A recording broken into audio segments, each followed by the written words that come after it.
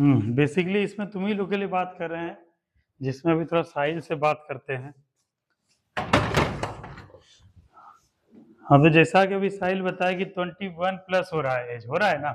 और अभी देखो साहिल कल भी पेपर में आया था, परसों भी आया था, आज भी देखो पेपर में आ गया। ये रोज पेपर में आ रहा है विज्ञापन। इसका क्या मतलब हुआ रवि, क्या मतलब हुआ साहिल? ये जो विज्ञापन आज आया है, राज्य में कुल 5 लाख पदों पर होगी बहाली, 2.11 लाख पदों पर जल्दी भर्ती, ये आज के पेपर में आया है। और आज से 3 दिन पहले भी एक वीडियो बनाए थे, उसमें भी पेपर में आया था ना। आखिर ये जो है, क्या नाम है तुम, काजल, क्या नाम था, कंचन, रश्मि, नाम भूल गया, रश्मि। आखिर ये विज्ञापन क्यों आ रहा है काजल, साहिल, ये विज्ञापन क्यों आ रहा है, रवि, विज्ञापन क्यों आ रहा है? हर 2 दिन 3 दिन पे क्यों आ रहा है, बताओ धर्मवीर।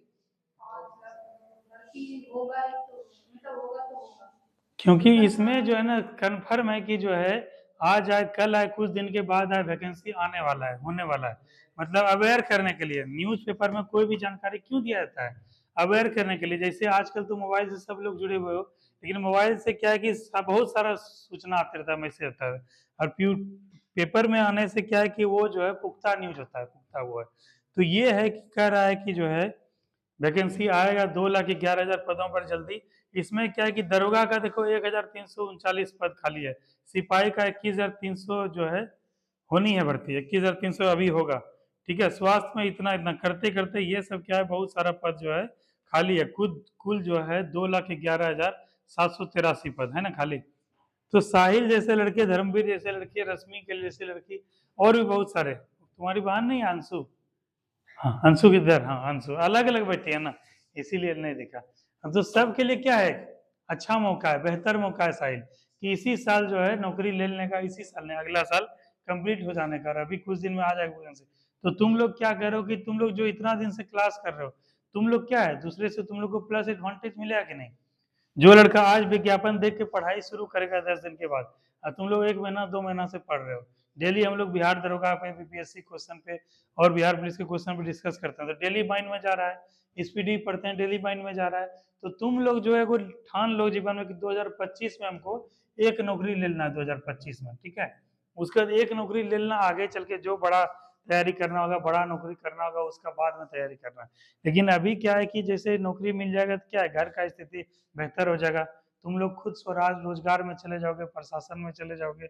उसके बाद क्या है कि सब कुछ अपने पैर पे खड़े हो जाओगे, सब कुछ बहुत बढ़िया हो जाए, तो उस बारे में सोचो।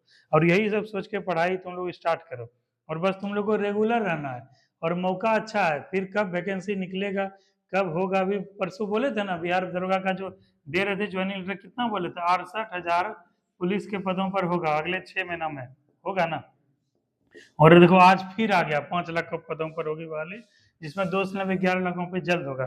तो तुम लोग जो अच्छे से पढ़ाई करो, अच्छे से मेहनत करो, और इसमें क्या है, कोई न कोई को नौकरी लेके सिलेक्शन ले लो, आगे जो है देखना जैसा होगा। और पढ़ाने के लिए देखो पढ़ा भी रहे हैं, डिस्कशन भी कर रहे हैं, और जैसे एग्जाम का समय आएगा टेस्ट भी मरवाएंगे, इसलिए लाइब्रेरी जैसा सुविधा भी तुम लोग के लिए उपलब्ध कराएंगे, पढ़ने लिखने के लिए कहीं कुछ नहीं।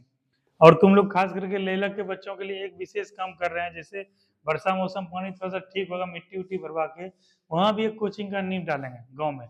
तो वहाँ क्या होगा, तुम लोग को, लेलक के बच्चे को क्या है, इसको भी थोड़ा मसारू मोबाइल का बच्चे को भी थोड़ा सहूलियत होगा, यहाँ पे पढ़ाई करना, वहाँ भी पढ़ाई करना, और सेट मारना। एक साल तुम लोग को दबा के मेहनत करना है, जम के मेहनत करना, एक साल मेहनत करोगे तो जीवन में जो है आने वाला जो है समय जो है बहुत बढ़िया हो जाएगा, ठीक है। इसीलिए सब लोग मेहनत करो। साहिल जिस तरह से कंटिन्यू आ रहे हो, कंटिन्यू ही क्लास को रखना है, और कंटिन्यू क्लास को रखते हुए रोज इसी तरह से पढ़ाई करना है। धर्मवीर इसको लगाओ चार्ज में, तुमको भी धर्मवीर, ठीक है, कैसा भी परिस्थिति हो, कुछ भी हो, क्लास को छोड़ना नहीं है।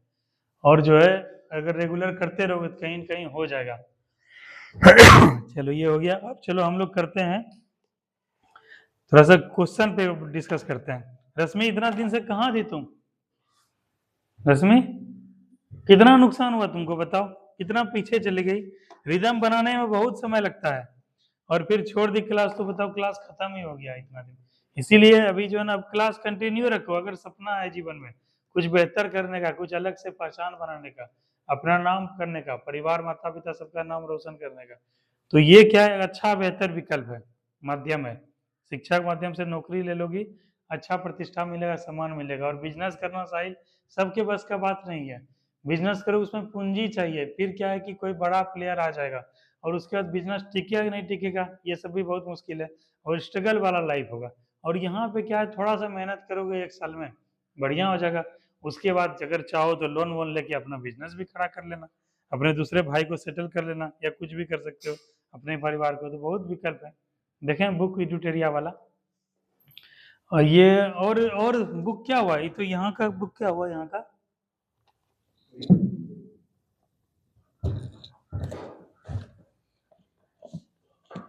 इस जगह तो नहीं दिख रहा है। चलो इसी को तो हम लोग थोड़ा आगे करते हैं, आगे इसी को कंटिन्यू करते हैं।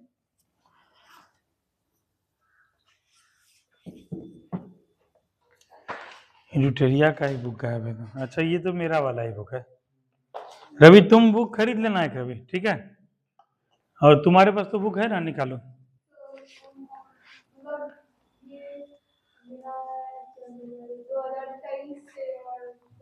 यही वाला है ना। अच्छा तो ये चीज बदल थोड़े जाएगा, निकालो। 33वां ग्रीष्मकालीन ओलंपिक है। तुम भी नेहा खरीदी, अर्चना खरीदी बुक? हाँ बुक खरीदो, बिना करंट अफेयर के जो है ना सिलेक्शन लेना थोड़ा मुश्किल है, इसीलिए करंट अफेयर को जो है थोड़ा सा पढ़ती रहो, पढ़ने का आइडिया हो। 90 रुपये हम दिया ना, हाँ 90 रुपये में बुक देगा। तुम लोग भी ले लेना, नेहा और साइमा तुम दोनों भी ले लेना।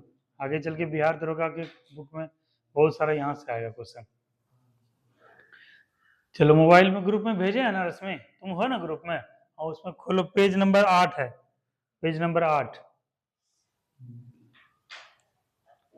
तुम्हारे उसमें नहीं होगा, तुमको बाद में जोड़े ना। पेज नंबर 8 साइमा तुम्हारा मोबाइल घर में, अच्छा वो किसी से वो लेके देखो। देखो क्या हम लोग पढ़े थे, पेरिस ओलंपिक पदक तालिका। अच्छा ये पदक तालिका क्या होता है साहिब, पदक तालिका क्या होता है?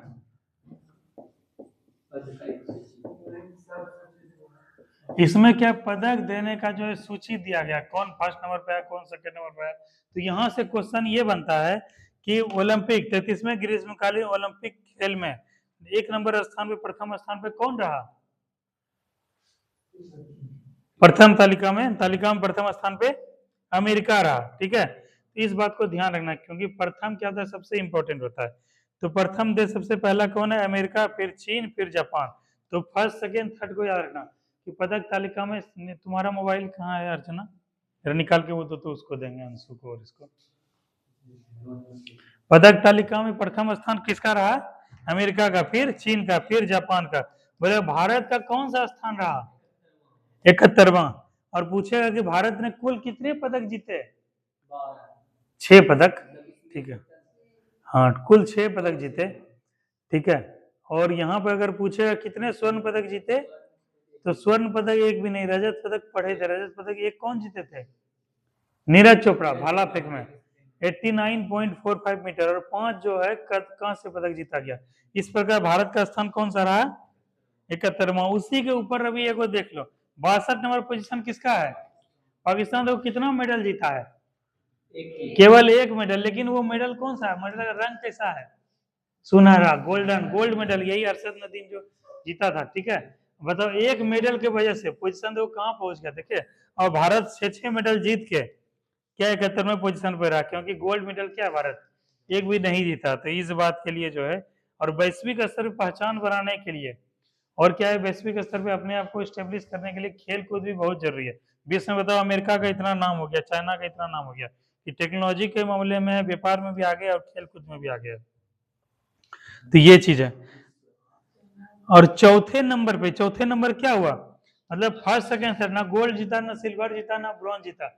लेकिन क्या है, चौथे नंबर पे अगर ये सब एथलीट भी जीत जाते तो हमारे पास अभी संख्या कितना होता, 6+ हो जाता। जैसे ये देखो अर्जुन बबीता, मनु भाकर, मीराबाई चानू, अंकित भाकर, धीरज बोम्बो देवरा, ये सब क्या, लक्ष्य सेन, माहेश्वरी चौहान, अनंत जीत सिंह नरुका, ये सब क्या है, हार गए, जो कि चौथे पोजीशन पे आए। अगर ये सब भी जीत जाते तो भारत में क्या है, पोजीशन बहुत ज्यादा होता। तो इसको अच्छे से पढ़ लेना, ठीक है रश्मि, ये नेहा और सैमा, इसको अच्छे से पढ़ना। इससे बिहार पुलिस में, बिहार दरोगा में, और अभी बिहार एसएससी का जो एग्जाम देने जाओगे बीपीएससी में, एक क्वेश्चन यहाँ से रहेगा ही रहेगा। ठीक है, खेल और खिलाड़ी को भी किस खेल संबंधित दिया जाएगा। अब आते हैं हम लोग 18वीं लोकसभा चुनाव परिणाम। सबसे पहले तो हाँ निकालो, 18वीं लोकसभा को उधर पेज में होगा, निकाली? हाँ ठीक है। अच्छा ठीक है, अभी बताओ जो चुनाव हुआ था हाल में, जिसमें हम लोग चुने थे अपने सांसद को, ठीक है, कौन सांसद के रूप में चयनित हुए भागलपुर लोकसभा क्षेत्र से? हाँ अजय मंडल जी। देखो ये सब क्या है, सम्मानित पद पर है, तो इनके नाम के पीछे क्या लगाना है, या तो अजय मंडल जी, ठीक है, या अजय मंडल जी, या श्री अजय कुमार मंडल, या श्री अजय मंडल, ठीक है। तो इस प्रकार से ये सब का क्या है, तुम लोग इस चीज को ध्यान रखो। आगे भी प्रशासन में तुम लोग जाओगे तो वहां पर भी जो तुमसे वरिष्ठ होंगे उनको किस नाम से संबोधित करोगे? उसके आगे में जी लगाओगे या क्या लगाओगे? श्री लगाओगे। इस बात का हमेशा लाइफ में आगे तक ध्यान रखना। पानी है थोड़ा सा क्या? इस बात का ध्यान रखना कि वहां पे उस नाम के आगे जो है या तो श्री लगाना या तो नाम के पीछे जय जी लगाना। इससे क्या होता है, गरिमा जो है ना उस व्यक्ति का गरिमा बना रहता है, क्योंकि वो जीत के आए हैं, ठीक है, चुनाव जीते हैं और इतने लोगों को हरा है, जनता के लोकप्रिय नेता है। इस प्रकार से क्या है, उनको सम्मान देते हैं हम लोग जी के रूप में। तो इस बात को ध्यान रखना। तो ये बताओ साहिल, अभी जो हाल में चुनाव आयोजित हुआ था लोकसभा का चुनाव, ये कहाँ लोकसभा चुनाव था जी? हाँ 18वीं, मतलब 17 इससे क्या है, हो चुका था। अच्छा लोकसभा का चुनाव कितने प्रतिवर्ष में होता है श्यामा? 5 वर्ष में। क्या रवि 5 वर्ष से पहले चुनाव को विघटित किया जाता है क्या? क्या सकता है पार्टी का सदस्यता? कैसे? हाँ अगर लोकसभा भंग हो जाता है तो क्या है, फिर से चुनाव होगा। तो 5 साल से पहले भी चुनाव हो सकते हैं, तो ये कोई फिक्स नहीं है। लेकिन कार्यकाल कितने वर्ष का होता है लोकसभा का? 5 वर्ष का, ठीक है। और अभी जो लोकसभा हुआ चुनाव, कौन सा लोकसभा था? 18वीं है। इसके बारे में थोड़ा सा पढ़ लो, इसके बारे में कहा गया है, इसके बारे में पॉइंट थोड़ा सा देख लो। कह रहा है कि अभी जो चुनाव हुए थे 18वीं लोकसभा में, चुनाव की घोषणा, यही पूछा था बीपीएससी में, चुनाव सब पढ़ के गया था, लेकिन चुनाव की घोषणा कब हुई? 16 मार्च 1924, 16 मार्च 2024 को, ठीक है। तो इस डेट को तुम लोग याद रखना, 16 मार्च 2024 को क्या हुआ, चुनाव का घोषणा हुआ। और चुनाव का घोषणा होते ही क्या लागू हो जाता है? आदर्श आचार संहिता। ये क्या होता है श्यामा? तुम लोग देखो पढ़ते भी जाओ, करंट भी पढ़ते जाओ, चीज को समझते भी जाओ, क्योंकि आज न कल तुम लोग कोई प्रशासन में चले जाओगे, सब लड़का चले जाओगे, तो जानकारी अभी से रखोगे तो पढ़ने समझने में बहुत मजा आएगा। रश्मि ये आदर्श आचार संहिता क्या होता है? इधर से बताओ, तुम बताओ, तुम तो जानती होगी, बताओ क्या होता है आदर्श आचार संहिता? नहीं पता? अर्चना बताओ। नहीं गलत जवाब है, हम समझाएंगे लेकिन बोली नहीं कुछ भी। साइमा क्या होता है? जैसे कोई भी लोग इलेक्शन के लिए खड़े हुए हैं ना, तो किसी भी तरह का जनता का लोग नहीं दे सकते कि हम लोग ऐसा कुछ देंगे या करेंगे तो वोट दो। हाँ ये सब चीज नहीं किया जाता है। चलो एक हद तक सही है, और भी इसके आयाम है, लेकिन जो तुम बोली ये भी सही है। नेहा तुम बताओ क्या होता है आदर्श आचार संहिता? धर्मवीर बताओ क्या होता है आदर्श आचार संहिता? देखिए मार दंगा वाला ठीक है, लेकिन प्रचार प्रसार तो होता है, उसके बारे में अभी बताएंगे। साहिल क्या होता है?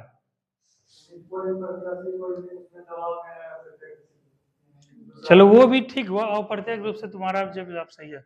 अब बताओ रवि तुम बताओ क्या होता है आदर्श आचार संहिता?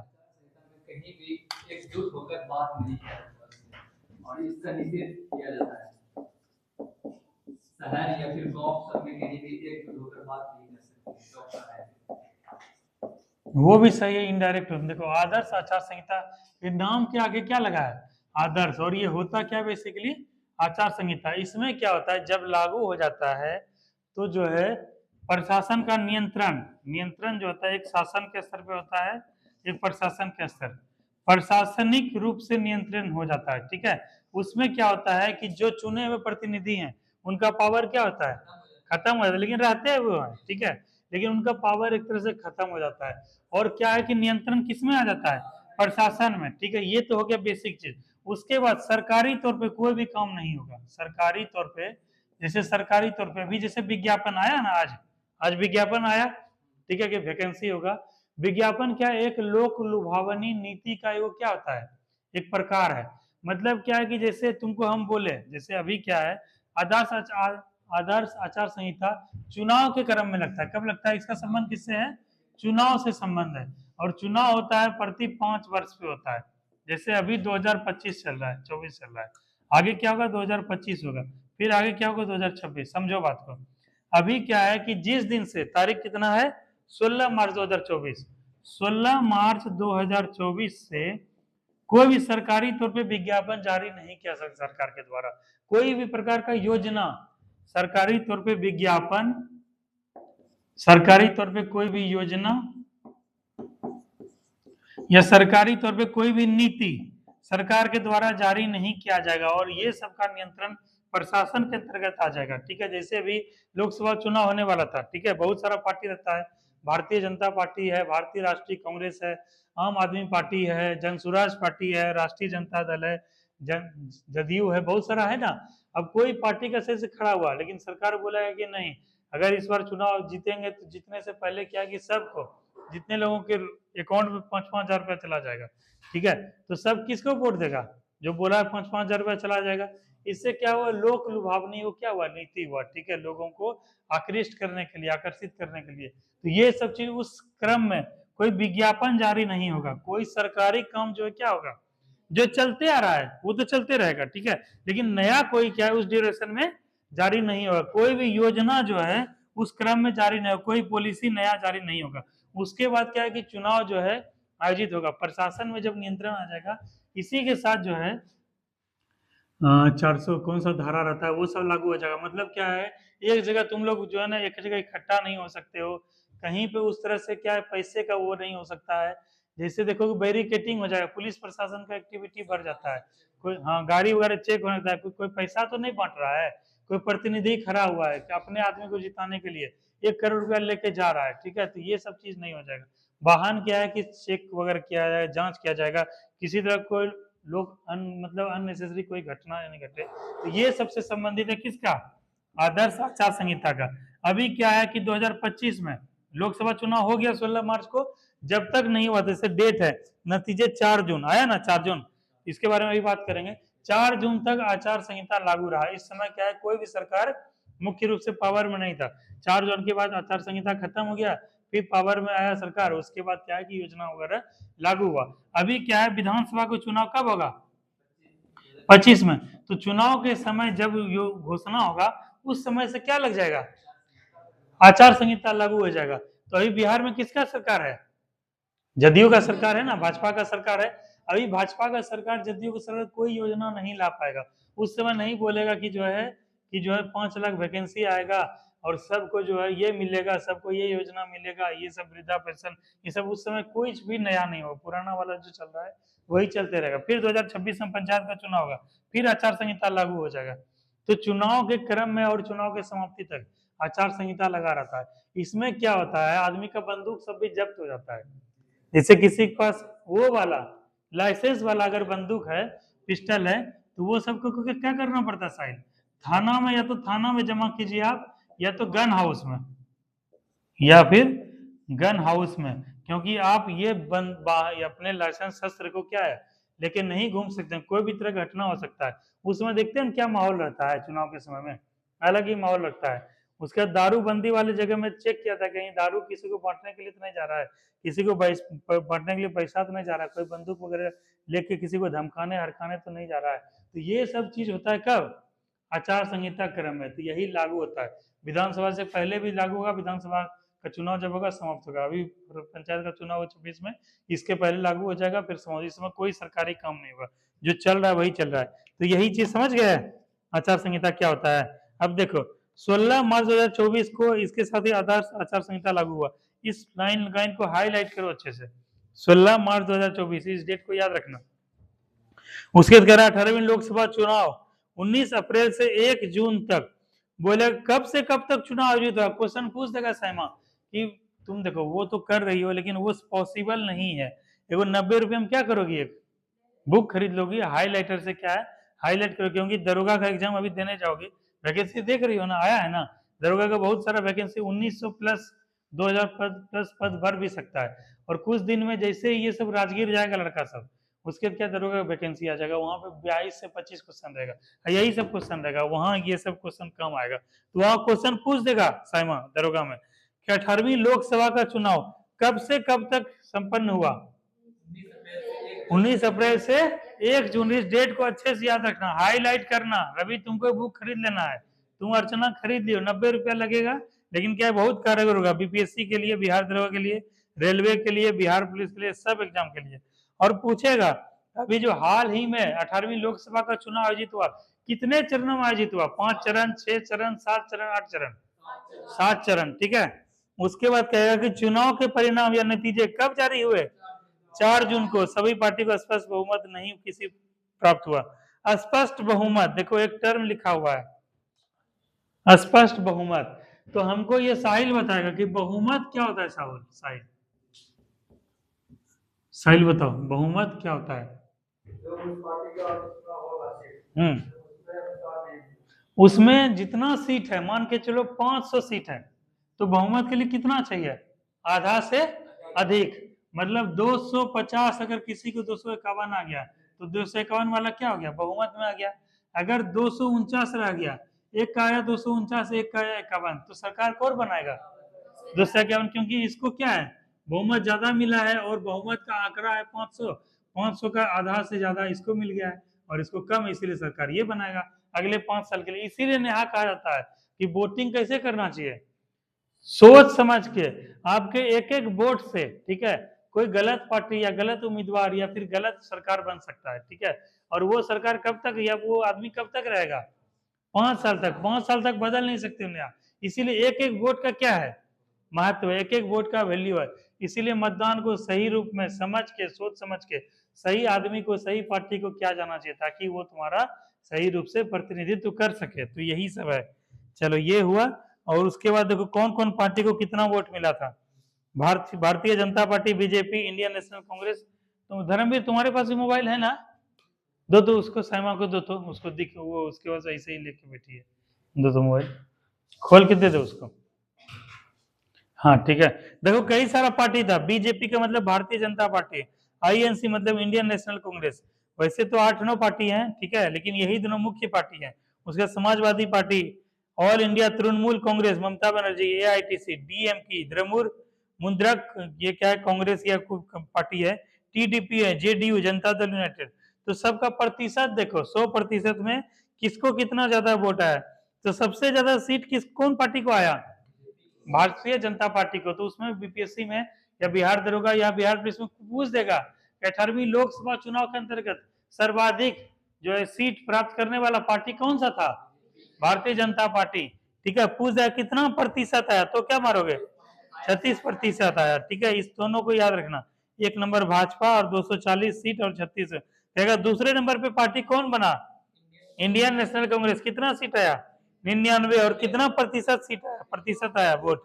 21.919%। तो इतना ही तुमको, यही दोनों ध्यान रखना, नंबर 1 और नंबर 2। अब आ जाओ, नीचे आ जाओ। कहेगा मतदान प्रतिशत, जैसे क्या होता है, जैसे आबादी, जैसे क्या है कि एक पंचायत का आबादी बहुत होता है, ठीक है। उस आबादी में जो 18+ होते हैं वो सब क्या है, वोट डालने के लिए योग्य हैं। लेकिन क्या है, उनका वोटर लिस्ट में नाम क्या बशर्ते उसका आना चाहिए। तो 2-3 प्रक्रिया होता है। पहला क्या होता है, आबादी। दूसरा 18+ लोग का नाम वोटर लिस्ट में आना चाहिए। तीसरा क्या, मतदान करना चाहिए। तो जितने लोग मतदान करते हैं उसी में क्या होता है, वही मतदान प्रतिशत होता है। तो यहाँ कहा गया कुल मतदान प्रतिशत कितना रहा? 65.79%। मतलब क्या है कि 100 में से 66 आदमी, लगभग 66 में क्या किए, मतदान किए, ठीक है। उसके बाद क्या है, 66 उधर 4 हो गया, 74% लोग क्या मतदान नहीं किए। तो 74% का भी जो है उसमें क्या है कि अपना लोकतंत्र में योगदान दिए, अपना भूमिका दिए, नहीं दिए। तो ये सब चीज क्या है, गड़बड़ है। अब कह रहा है लक्षद्वीप में सबसे अधिक मतदान कितना प्रतिशत हुआ? ये क्वेश्चन रवि पूछ देगा, ठीक है। ये सब जो सबसे ज्यादा हो नया अर्चना, उसको क्या करना है, हाईलाइट। पूछा जाएगा कि सबसे ज्यादा लोकसभा चुनाव में प्रतिशत मतदान कहां पर हुआ? लक्षद्वीप में हुआ, ठीक है। और लक्षद्वीप क्या है, एक केंद्र शासित प्रदेश है, ठीक है। तो यहाँ पर कितना हुआ, 84%। टोटल कितने लक्ष्य ये है, यूटीज हैं टोटल भारत में? 8% है, ठीक है। तो 8% है। इसमें से क्या है कि मतदान हुआ टोटल कितने प्रतिशत में? 84 जो प्रतिशत हुआ, सबसे ज्यादा रहा लक्षद्वीप में। इसके बाद असम। असम क्या है, एक राज्य है, ठीक है। असम का राजधानी कहाँ है रश्मि? दिसपुर। ये देखो राज्य रहा असम, ठीक है, असम में ये राज्य रहा। और नॉर्थ ईस्ट में सबसे ज्यादा जो है सीमा से यही लगा हुआ है असम, ठीक है, राजधानी गुवाहाटी है। और यहाँ पे कितना प्रतिशत मतदान हुआ? 81। तो दोनों को याद रखना अर्चना कि 84% यूटी में सबसे ज्यादा हुआ, लक्षद्वीप में, और असम जो है राज्यों में सबसे ज्यादा हुआ कितना प्रतिशत? 81%। उसके बाद कह रहा है देखो सबसे कम मतदान कितना हुआ? बिहार में। लेकिन जबकि कहा जाता है कि बिहार में राजनीतिक रूप से क्या है, लोग ज्यादा जागरूक हैं, ज्यादा अवेयर है, लेकिन सबसे ज्यादा वोटिंग कहाँ पर हुआ? लक्षद्वीप। और सबसे कम बिहार में। तो इस बात को ध्यान रखना, मात्र 56.19% हुआ। मतलब क्या है, केवल लगभग 57 लोग ही वोट दिए, 100 में से 57 लोग ही वोट दिए। और जम्मू कश्मीर में कितना हुआ? 56 दशमलव।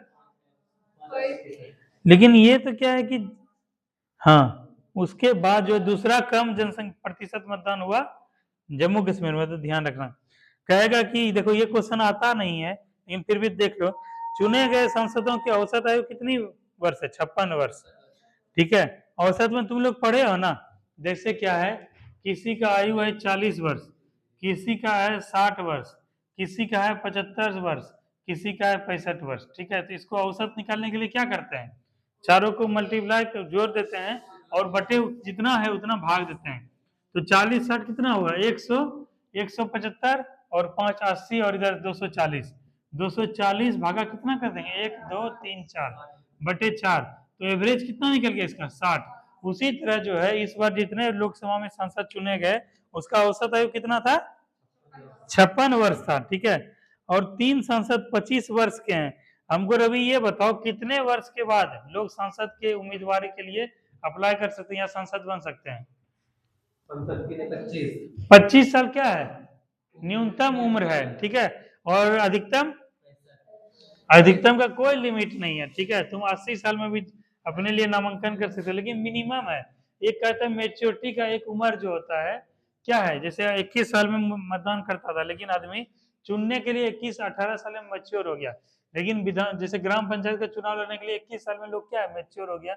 उसी तरह विधानसभा लोकसभा के लिए क्या है, 25 साल में समझदार, उसको कहा जाता है एक तरह समझदार हो गया, इसीलिए 25 साल में क्या है, सांसद बन सकते हैं। और देखो यही देखो सबसे उम्रदराज सांसद कौन बने? 82 वर्ष के जो थे, ठीक है, कौन थे? डीएमके के। डीएमके जो है पार्टी है, देखो यहाँ लिखा हुआ है ना, चौथा नंबर डीएमके पार्टी, द्रविड़ मुद्रा कैसे कुछ है। ये 82 साल के बताओ आदमी सांसद बने, ठीक है, इस बात को ध्यान रखना। और 3 सांसद जो है 25 साल उम्र के हैं। उसके बाद कहेगा कि महिलाओं का संसद में जो है कितनी महिला चुन के गई? ये पॉइंट इंपॉर्टेंट है, इसको हाईलाइट करो। कितनी महिला चुन के गई इस बार? 74। अच्छा, इतना तो चल रहा है चर्चा, हमको ये बताओ कि लोकसभा में टोटल सीट कितना है? मैक्सिमम सीट 543, ठीक है। और वर्तमान में हाँ 543, ठीक है। हाँ, तो ये जो है इतने में से जो है टोटल कितनी महिला चुन के गई? 74%। इसका मतलब महिलाओं का संख्या क्या है प्रतिशत के रूप में? काफी कम है, कम है ना जी। मतलब महिला 250 प्लस होता, ठीक है, तब हम लोग कहते हैं कि नहीं महिलाओं का भागीदारी बहुत ज्यादा है, ठीक है। और 70 केवल 74 महिलाएं जीत की गई, जबकि पिछले लोकसभा चुनाव में कितना महिला संसद बनी थी? 78। इस बार 4 महिला कम बनी, तो इसको भी ध्यान रखना, ठीक है। ये ऑप्शन पॉइंट दे सकता है, क्योंकि महिला वाला मुद्दा है और सांसद वाला मुद्दा है, तो पूछा जा सकता है। चुने हुए सांसदों, ये भी हो गया, ठीक है, इस पॉइंट को भी अच्छे से हाईलाइट करना। 2019 के लोकसभा में चुने हुए 216 सांसद मौजूदा संसद में भी चुने गए हैं। जैसे क्या है, उसमें से हमारे एक अजय मंडल जी भी हैं। पिछले विधान लोकसभा चुनाव में कौन थे हमारे सांसद? अजय मंडल जी थे। इस बार भी कौन हुए? अजय मंडल जी हुए। ऐसे ऐसे कितने लोग फिर से चुन के गए? 216 लोग, समझो, बताओ, ठीक है। और ये भी ध्यान रखना कि 46% सांसदों पर आपराधिक मामले दर्ज हैं। ये सही क्वेश्चन इंपॉर्टेंट नहीं है, ठीक है। ये क्वेश्चन इंपॉर्टेंट हो सकता है कि निर्दलीय सांसद कितने चुन के गए? 7। पप्पू यादव का नाम सुने हो तुम लोग? हाँ, कहाँ से चुन के गए हैं?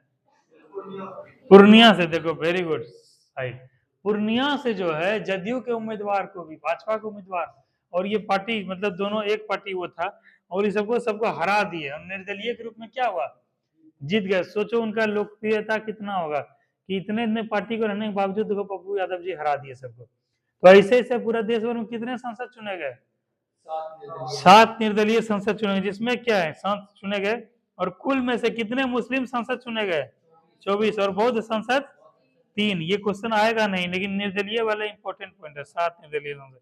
इसीलिए तुम लोग देखे होगे, देखो 7 में क्या है, ब्लू कलर से लिखा हुआ है ना, इसका मतलब क्या हुआ, जितना भी तुम्हारे बुक में ब्लू कलर से लिखा है वो सब क्या है, इंपॉर्टेंट पॉइंट है, उसको ध्यान रखना।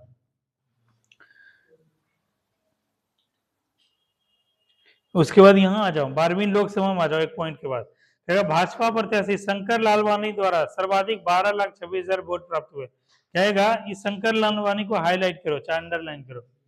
कहेगा कि सबसे ज्यादा वोट किसको प्राप्त हुए, शंकर लालवानी को, और ये पूछेगा यही किस पार्टी से संबंधित, तो भाजपा से, लेकिन पार्टी नहीं पूछेगा, व्यक्ति पूछेगा।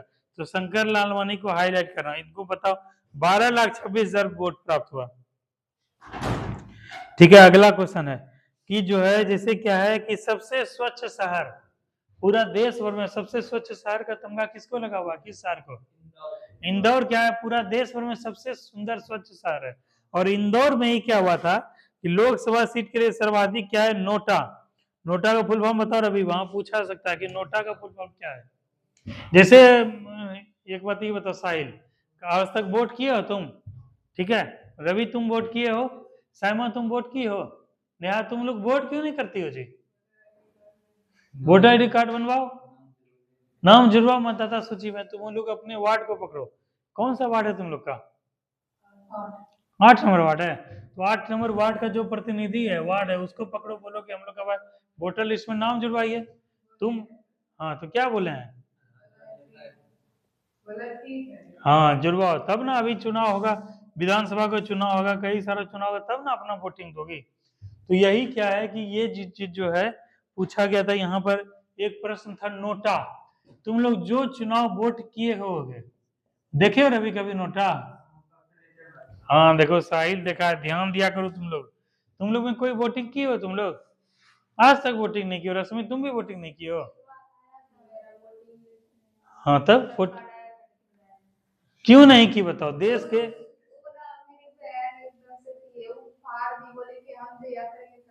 ये तो भाई कोई मतलब हुआ बताओ, तुम्हारा नौकरी हो जाएगा तो फिर वो कहेगा कि तुम्हारा नौकरी हो गया, अब तुम्हारा ज्वाइनिंग लेटर हम फाड़ देंगे, के बाद तुम दोनों साथ में नौकरी, ऐसा होता है, हा?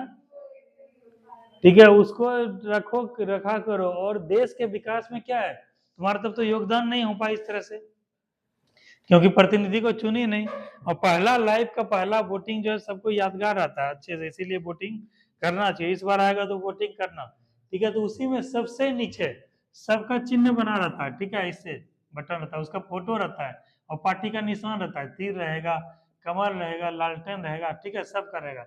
जो तुमको पार्टी पसंद है, जो उम्मीदवार पसंद है, उसका सामने में चिन्ह लगा रहेगा, उसको क्या करोगे, ऐसे करेंगे वोट दबोगे जिसको पसंद होगा।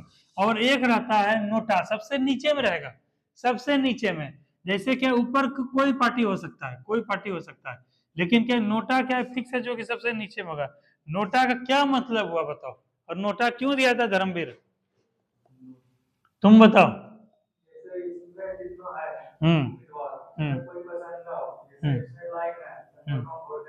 एकदम सही लड़का बोला ये, मतलब क्या है कि 10 उम्मीदवार मान के चलो खड़ा हुआ, ठीक है, 10 में लगता है कि नहीं ना कोई उम्मीदवार बढ़िया है, ना कोई पार्टी बढ़िया है, सब भ्रष्ट है, सब करप्ट है, ठीक है, तो हम क्या करेंगे, किसी को वोट नहीं देंगे, सब किसी आदमी को वोट नहीं देंगे, लेकिन क्या है वोटिंग राइट का तो प्रयोग करेंगे, ठीक है, चूंकि चुनाव आयोग जो है तुमको दिया हुआ है, संवैधानिक ये दिया है तुमको अधिकार वोट करने का, वोट तो किए, लेकिन कोई पसंद नहीं आया ना, कोई पार्टी पसंद नहीं आदमी, तो क्या किया, सबसे नीचे का बटन जो है नोटा दबा दिए।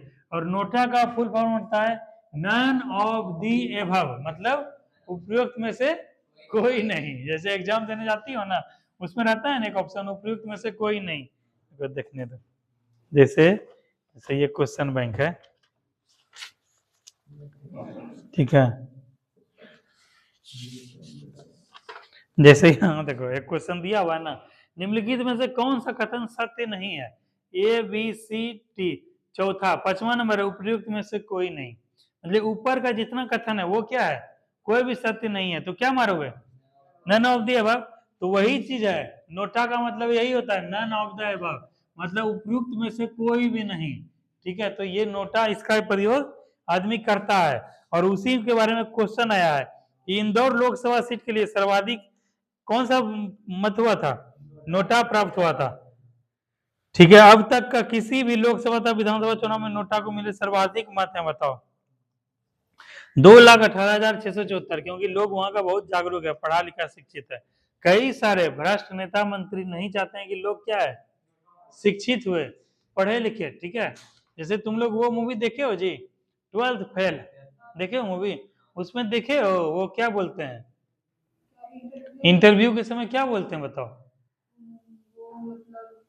जो चोरी करके होता है ना, बनी बनाई व्यवस्था चली आ रही है, तो उसको बदलना चाहता है। बोलता है कि हम आईपीएस वगैरह नहीं बनेंगे ना, फिर भी हम पढ़ाएंगे और बच्चे को मतलब शिक्षित करेंगे, ऐसा भ्रष्टाचार नहीं करेंगे। हाँ देखो, तो इसीलिए जो है जीवन में हर व्यक्ति ये लेके चलो कि सिलेक्शन नहीं हुआ क्या है, समाज को अपना कंट्रीब्यूशन देना है, समाज को अपना क्या है, योगदान देना। अगर हम भी घर में बैठ जाते, मेरा भी सिलेक्शन नहीं हुआ तो क्या हुआ, तुम लोग को शिक्षा मिल पाता, ज्ञान मिल पाता, समझ खुल पाता? तो हर व्यक्ति के अंदर हुनर है, हर व्यक्ति के अंदर टैलेंट है। और जब समाज को तुम दोगे तो वो समाज फिर क्या तुमको रिटर्न देगा। ठीक है, इसीलिए कहता है कर्म का यही सिद्धांत है, तुम जो भी देते हो वो वापस तुमको मिलता ही मिलता है, 2 गुना 4 गुना बढ़ के मिलता है। इसीलिए सब लोग अपना अपना, जैसे रवि है, रवि के पास बहुत टैलेंट है, लेकिन जैसे हम लेट होते थे, नहीं आते थे, रवि क्या है, आके पढ़ाता था ना, उसके अंदर उसको ही प्रतिभा का पता चला कि मेरे अंदर भी टैलेंट है, हमको भी नॉलेज है, ये वो मान के चलते हैं रवि का इसी बार सिलेक्शन हो जाएगा। अगर नहीं भी हो तो उसके पास क्या है, एक हुनर है ना, कहीं बैठे रहेगा, कहीं बेरोजगार रहेगा, उसको हमेशा 2 4 5 पैसा कमा, क्या कहा है, हाँ जाओ चाहो, नोटा वाला जो है तुम, NOTA none of the above में से है, अब बुक खरीद लेना नेहा, हाँ वो ले लेना। तो यही एक जो विकल्प है, उसी में कहा था कि राजनेता सब नहीं चाहते हैं कि बच्चे शिक्षित हो, पढ़े, वो मूर्ख बने रहे, क्योंकि क्या है कि मूर्ख को क्या बरगलाना बहुत आसान है। आज डेट में किसी को अच्छा बात बोलोगे तो वो क्या तुमसे मार कर लेगा, उसी को क्या है कि दारू पिला दो, मुर्गा खिला दो, पान पुरिया खिला दो। आज वो लड़का भेजा भी है ग्रुप में, कोई चीज भेजा भी है, ठीक है, इतना उसका क्या है कि जितने लोग हैं उसका वो चाय, एगो पान पुड़िया, एगो इतने में जो सब लोग वो हो जाते हैं। तो वही चीज है, इसीलिए शिक्षित होना, जागरूक होना, अपने अधिकारों को जानना बहुत जरूरी है। तो यही चीज है नोटा। इंदौर में क्या था, लोग बहुत जागरूक था, बहुत समझदार था, उसको कोई पार्टी पसंद नहीं आया तो नोटा को मार के आ गया, तो यही एक रिकॉर्ड भी बन गया। अगला, जीता जो जीता, जिसको वोट अधिक मिला प्रतिशत वही जीता। मतलब नोटा क्या होता है ना, अपना जाहिर करने का एक तरीका है। ठीक है, कि पार्टी के तौर पे, जैसे क्या है, मान के चलो एक पार्टी है भाजपा, एक पार्टी इंडियन नेशनल कांग्रेस, ठीक है, एक पार्टी आप, एक पार्टी है जेडीयू, एक पार्टी आरजेडी, ठीक है, कई सारा पार्टी चयनित किया। मतलब क्या, अगर इसके पार्टी के खड़े होने के बावजूद कोई नोटा पे वोट दे रहा है, इसका मतलब क्या है कि पार्टी के प्रति नाराजगी जाहिर कर रहा है कि आप जो आदमी का चयन किए वो आदमी हमको क्या लगा, अच्छा नहीं लगा, कोई भी आदमी अच्छा लगा, तो पार्टी अगले बार से जो चयनित करेगा उम्मीदवार को, उसके अंदर देखेगा ना भाई कि लगनशील है कि नहीं, शिक्षित है कि नहीं, समझदार है कि नहीं, सेवा भावना है कि नहीं, काम करना चाहता है कि नहीं, कि खाली पैसा के दम पे जीत जाना चाहता है। तो पार्टी के लिए क्या होता है, एक सबक होता है, जीतता तो जो है जिसको वोटिंग ज्यादा मिला वो तो जीत गया, लेकिन क्या पार्टी को एगो सबक मिलता है कि हमको अच्छे उम्मीदवार को खड़ा करना चाहिए। ठीक है, ये इस चीज के लिए नोटा होता है। कह रहे 2019 में गोपालगंज बिहार से नोटा को सर्वाधिक वोट मिले थे, ये नहीं क्वेश्चन पूछा जाएगा। अगला क्वेश्चन है, बोलेगा कि भारत में लोकसभा चुनाव के अंतर्गत किस सीट से जो है निर्विरोध एक जो है संसद चुने गए, बताओ। सूरत से, ठीक है, गुजरात में सूरत है, वहां पे भाजपा का एक प्रत्याशी रहा मुकेश दलाल, ठीक है, निर्विरोध। अच्छा हमको ये बताओ साहिल कि निर्विरोध क्या होता है? कोई खड़ा नहीं हो, जैसे देखो, जैसे अभी चुनाव होने वाला है, जैसे मान के चलो अभी जैसे पंचायत चुनाव होने वाला 2026 में, इससे पहले अभी 25 में हुआ, 24 में लोकसभा, 2025 में विधानसभा, ये तो चुनाव हो गया, ये विधानसभा चुनाव। मान के चलो जैसे हम लोग नाथनगर विधानसभा से है ना, नाथनगर विधानसभा, इसमें मान के चलो 8-10 आदमी 12 आदमी खड़े होते हैं ना, इसमें सब आदमी जो है ना नॉमिनेशन वापस ले या केवल एक ही आदमी हो, तो क्या है, इसका कोई विरोध करने वाला है तो ऑटोमेटिक ये क्या है, निर्विरोध रूप से जीत जाएगा। तो यही होता है निर्विरोध। और ऐसा केस हुआ है पूरा भारत में, एक सीट पे, किस पे, सूरत से मुकेश दलाल निर्विरोध हुए। इसको भी इंपॉर्टेंट है, इसको भी हाईलाइट कर लेना तुम लोग। उसके बाद कह रहा है कि श्री नरेंद्र मोदी पंडित जवाहरलाल नेहरू के बाद लगातार तीसरी बार प्रधानमंत्री के रूप में शपथ लेने वाले दूसरे व्यक्ति बन गए। तो मतलब क्या है कि 3 लोग, मतलब 2 लोग जो है, पहले पंडित जवाहरलाल नेहरू क्या था, लगातार 3 बार प्रधानमंत्री बने थे, अभी कौन बन गए, नरेंद्र मोदी। और ऐसा करने वाले कौन हो गए, नरेंद्र मोदी, भारत में दूसरा। जैसे कल तुम लोग पढ़ाए थे, 3 जो है, जो लंदन में क्या हुआ था कि 3 बार ओलंपिक का खेल का आयोजन क्या है, हो चुका था। और इस बार से क्या है, पेरिस भी 3 बार ले लिया। तो पेरिस जो है लोकसभा चुनाव, ये ओलंपिक करने वाला कौन सा देश बन गया, दूसरा शहर बन गया। पहला शहर कौन हुआ, लंदन हुआ। तो ये सब पॉइंट को भी कोरिलेट करके पढ़ोगे ना, पढ़ने में मजा आएगा, समझने में मजा आएगा। इसीलिए क्वेश्चन अगर अभी पूछ देगा कि भारत के दूसरे कौन प्रधानमंत्री हुए जो कि लगातार जो है तीसरी बार प्रधानमंत्री के रूप में वो हुए, तो नरेंद्र मोदी को याद रखना, श्री नरेंद्र मोदी, वेरी गुड। और उसके बाद अगर क्वेश्चन पूछा जाएगा कि इससे पहले कौन थे जो लगातार 3 बार जो है प्रधानमंत्री, पंडित जवाहरलाल, इसमें दोनों क्वेश्चन बन गया। तो ये इंपॉर्टेंट क्वेश्चन था। देखो तुम लोग को समझा के पढ़ रहे हैं, क्योंकि क्या है, हर समय हम तुमको नहीं पढ़ा पाएंगे, लेकिन एक बार समझ के तुम लोग को अगर डेवलप कर दिए तो क्या है, तुम लोग अपने से सेल्फ स्टडी भी पढ़ सकते हो, अपने से पढ़ सकते हो। ठीक है, ये हो गया चुनाव वाला। अब कोई दूसरा टॉपिक हम लोग करते हैं। ये दोनों टॉपिक तुम लोग का हो गया ना कंप्लीट। ग्रीष्मकालीन खेल हो गया, 18वां लोकसभा चुनाव हो गया। बजट को करेंगे, बजट इंपॉर्टेंट पॉइंट है, इसको पढ़ के आओगे तब अच्छे से करेंगे। अब जो है 2024 का विधानसभा, इसको भी छोड़ दो। 2000 प्रमुख पदाधिकारी, प्रमुख नियुक्तियां, 10 पढ़ लो, 10 अभी पढ़ेंगे हम लोग, 9 पढ़ेंगे, 10 पढ़ेंगे, और उसके बाद क्या है कि 11 पढ़ेंगे। ठीक है, 9, 10, 11। पेज नंबर खोलो 32, मोबाइल में जाओ 32 नंबर पेज। यहां से इंपॉर्टेंट क्वेश्चन बनता है बिहार दरोगा के लिए, बिहार पुलिस के लिए, बीपीएससी के लिए। 32 नंबर पेज खोलो। ठीक है, अब इस बात को समझो। ठीक है, इस बात को समझो।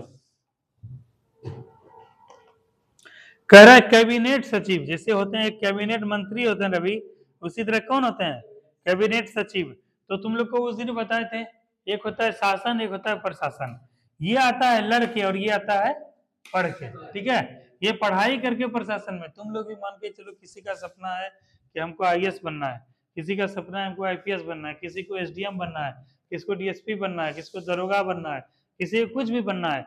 तो तुम लोग क्या है, प्रति वर्ष क्या होता है, परीक्षा होता है ना, कॉम्पिटिटिव एग्जाम का, उसके माध्यम से चुन के क्या है तुम लोग भेज जाओगे। तो वो तुम लोग पढ़ के जाओगे तो कहाँ जाओगे, तुम लोग प्रशासन में जाओगे, ऐसे पद पे।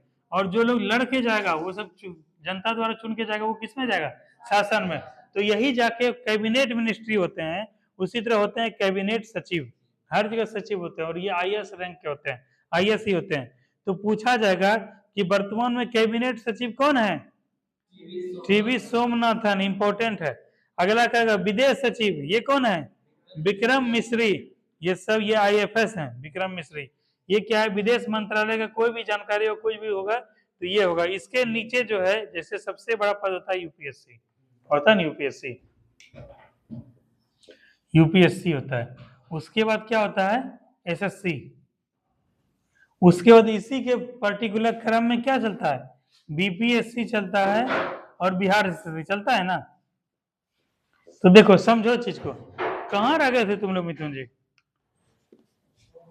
अच्छा, आज तुम लोग को पढ़ा के अब छुट्टी दे देंगे, मौसम भी प्रतिकूल हो रहा है, और अब घर में 3-4 दिन पढ़ना। कल हमको ये फोन की थी काजल कि सर घर में बहुत काम वगैरह चल रहा है, इसीलिए आज पढ़ा के तुम लोग का छुट्टी रहे, 2-3 दिन साफ सफाई करो, घर में काम बताओ। तो अभी हम लोग पढ़ रहे हैं, आज करंट अफेयर का ये टॉपिक पढ़ रहे हैं, भारत के प्रमुख पदाधिकारी। तो यही तुम लोग को समझा रहे हैं। कि एक जो है अभी जैसे समझाया अभी रवि को कि विदेश सचिव होते हैं, ठीक है। विदेश सचिव जो होते हैं वो क्या होते हैं, जैसे यूपीएससी से चुन के गए आईएफएस इंडियन फॉरेन सर्विस गए ना, तो ये क्या हुआ, सबसे बड़ा पद हुआ, विदेश सचिव का पद हुआ। उसी के नीचे केवल यही तो काम नहीं करते हैं, एक हायरार्की होता है ना, एक क्रम होता है, तो उसके नीचे एसएससी से चुन के जाते हैं, ठीक है, विदेश मंत्रालय में। और उसके बाद फिर नीचे तौर पे चुन के जाते हैं एमटीएस से होते हैं मल्टीटास्किंग से। इसी तरह क्रम होता है, तो नीचे वाले कर्मचारी से चुनते चुनते ऊपर में जाके अधिकारी तक पहुंचते हैं। उसी तरह बीपीएससी से, जैसे कि यहाँ पे देश में जैसे अभी उदाहरण दे देते हैं, जैसे जिला कितना बड़ा है, भागलपुर जिला है ना, और भागलपुर जिला में सबसे बड़ा पदाधिकारी अधिकारी कौन हुए, डीएम हुए, ठीक है। और डीएम डिस्ट्रिक्ट मजिस्ट्रेट कहलाते हैं। लेकिन तुमको क्या लगता है केवल डीएम ही काम करते होंगे, नहीं काम करते हैं ना। डीएम जो है यूपीएससी से चुन के आए सबसे बड़ा अधिकारी, ठीक है। उसके नीचे जैसे उसके नीचे कई सारे कर्मचारी हैं, 10 विभाग है, ठीक है, 10 विभाग है, 10 को मॉनिटर ये करते हैं। अब 10 विभाग में चुन के गए कौन है, बीपीएससी से चुन के गए अधिकारी, बीपीएससी से चुन के गए अधिकारी और बीपीएससी से, ठीक है। और ये सब बने एसडीएम, मान के चलो एसडीएम रैंक के। फिर उससे भी नीचे तो कई सारे सबऑर्डिनेट होंगे, जूनियर अधिकारी होंगे, वो किससे चुन के गए, बीएसएससी से, बिहार से चुन के। उससे भी नीचे भी अधिकारी कर्मचारी होंगे, वो किससे चुन के गए, एमटीएस से, ठीक है, एमटीएस से। तो ऐसे ऐसे हायरार्की होता है। इस लेवल पे सबसे ऊपर पे जैसे पिरामिड ऐसे होता है ना, ऊर्जा का पिरामिड इस तरह का, ठीक है। तो ये होता है, यहाँ पे 10 आदमी है, यहाँ पे 7 आदमी है, यहाँ पे 4 आदमी है, यहाँ पर 1 आदमी है, ठीक है। इस तरह से हायरार्की होता है, ठीक है। हमेशा संख्या ये क्या बढ़ते चला जाता है, और उस तरह से क्रम में इसी तरह होता है। तो यही जो है विदेश सचिव जो है वही वर्तमान में कौन है, विक्रम मिश्री। गृह सचिव जो कि होम से संबंधित कोई भी देखते हैं वो गोविंद मोहन है, जो इंपॉर्टेंट उसमें बताते जाएंगे। कैबिनेट सचिव इंपॉर्टेंट है, इसमें स्टार मारना। विदेश सचिव गृह सचिव भी इंपॉर्टेंट है, इसमें स्टार मारना। विदेश सचिव पूछा तो नहीं जाता, गृह सचिव पूछा जाता है। रक्षा सचिव भी नहीं, राजस्व सचिव नहीं। ये वाला इंपॉर्टेंट, प्रधानमंत्री के प्रधान सचिव, ये इंपॉर्टेंट, जो प्रमोद मिश्रा है। पेज नंबर खोलो, 32 नंबर पेज है। ये प्रमोद मिश्रा कौन है, प्रधान सचिव है। यह क्या होते हैं, सेक्रेटरी होते हैं, इनको इंग्लिश में कहता है सचिव को। यह प्रधानमंत्री को कोई भी जो है जानकारी देते रहते हैं, कोई भी संबंधित बताते हैं। और ये एक आईएएस अधिकारी होते हैं, और यही अभी सचिव है प्रमोद कुमार मिश्रा। उसके बाद एक पद होता है सीएजी, हमको इधर से दीपक बताएगा। सीएजी क्या है, संवैधानिक पद है, गैर संवैधानिक पद है।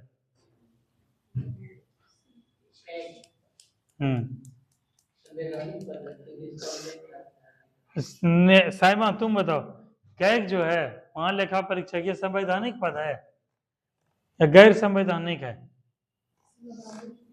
इधर से नितेश बताओ, कैग क्या ये संवैधानिक पद है? जैसे उस दिन नीति आयोग के बारे में पढ़ाए थे ना, क्या बताए थे? नीति आयोग का संविधान में उल्लेख नहीं है, एक संकल्प पारित करके क्या है, नीति आयोग का गठन किया गया। तो संवैधानिक किसको बोलते हैं अर्चना? जिसका संविधान में जिक्र है, जिसका संविधान में उल्लेख है, वो क्या होगा, संवैधानिक होगा। और जिसको क्या है कि मत के द्वारा या कानून पारित करके पारित किया जाए, वो क्या है, गैर संवैधानिक या संवैधानिक, असंवैधानिक, इसी टाइप से हो जाएगा, या संकल्प पारित करके। तो जो 245 250 से जैसे 450 से ज्यादा संविधान में उल्लेख है, तो जो मूल रूप से 295 है वो सब क्या है, संवैधानिक है। तो उसी तरह सीएजी का भी उल्लेख हुआ है। सीएजी का उल्लेख किस अनुच्छेद में हुआ है दीपक? 76 में हुआ है, ठीक है। तो यही 76 में जो अभी जो है संयंत्रक एवं महालेखा परीक्षक है, पूछेगा कि वर्तमान में महालेखा परीक्षक कौन है? सीएजी के बारे में बात कर रहे हैं, गिरीश चंद्र मुर्मू है। और पूछा जाएगा क्रम, पूछा जाएगा कौन सा है, 14वां, ये इंपॉर्टेंट है, ठीक है। महालेखा परीक्षक ये भी इंपॉर्टेंट, एसएस दुबे 28वां, ज्यादा इंपॉर्टेंट है। नियंत्रक महालेखा सीएजी, इसको इंपॉर्टेंट करना। पूछेगा ये सब जो इंपॉर्टेंट है वो करवाते हैं। कहेगा अटॉर्नी जनरल ऑफ इंडिया, महान्यायवादी, पता है ना वो कौन है, आर वेंकट रमनी, ये इंपॉर्टेंट है। आर वेंकट रमन 16वें हैं। और उसके बाद इससे पहले कौन थे, के वेणुगोपाल। तो इसको क्रम को भी याद रखना, नाम भी याद रखना। कहेगा सॉलिसिटर जनरल ऑफ इंडिया कौन बने, तुषार मेहता, ये भी इंपॉर्टेंट है।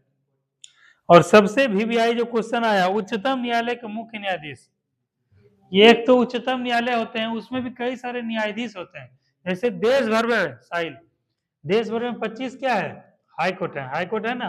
अब 25वां हाई कोर्ट का सीनियर कौन है? Supreme court. और सुप्रीम कोर्ट में क्या है, कई सारे न्यायाधीश हैं, और उसमें से 5 का जो है मेन इंपॉर्टेंट बेंच है, और 5 में सबसे टॉप पे मुख्य न्यायाधीश कौन है अभी? चंद्रचूड़। सोचो कितने पावरफुल होंगे। ठीक है, देश में न्यायपालिका के सबसे प्रमुख कौन है? डीवाई चंद्रचूड़। तो इस नाम को याद रखना है। और 50वां भी याद है, इंपॉर्टेंट याद रखना है। उसके बाद क्या, भारत के लोकपाल अध्यक्ष, ये भी इंपॉर्टेंट, अजय मानिक और अजय मानिक राव खानविलकर। ठीक है, और ये इंपॉर्टेंट है, chief of defence staff CDS Anil Chauhan, ये इंपॉर्टेंट है। कहेगा नौसेना, ये तीनों इंपॉर्टेंट है। नौसेना अध्यक्ष कौन हुए? दिनेश कुमार त्रिपाठी। वायुसेना अध्यक्ष विवेक राम चौधरी। कहेगा थल सेना अध्यक्ष कौन हुए? उपेंद्र द्विवेदी। तो इतना ध्यान रखना। कहेगा भारत के मुख्य चुनाव आयुक्त कौन हुए? राजीव कुमार। ये भी इंपॉर्टेंट है, देखो उस दिन दरोगा में भी दिखाई दे, क्वेश्चन आया था। मुख्य चुनाव आयुक्त, चुनाव आयोग क्या संवैधानिक पद है? क्यों नितेश? 324 से 29 में किसका? चुनाव आयोग। और भाग कितना? भाग 15 ही तो है। तो इस प्रकार से क्या है, चुनाव आयोग एक संवैधानिक पद है। और अभी जैसे आचार संहिता अभी बताए थे ना, आचार संहिता कौन लागू करते हैं? चुनाव आयोग। किससे?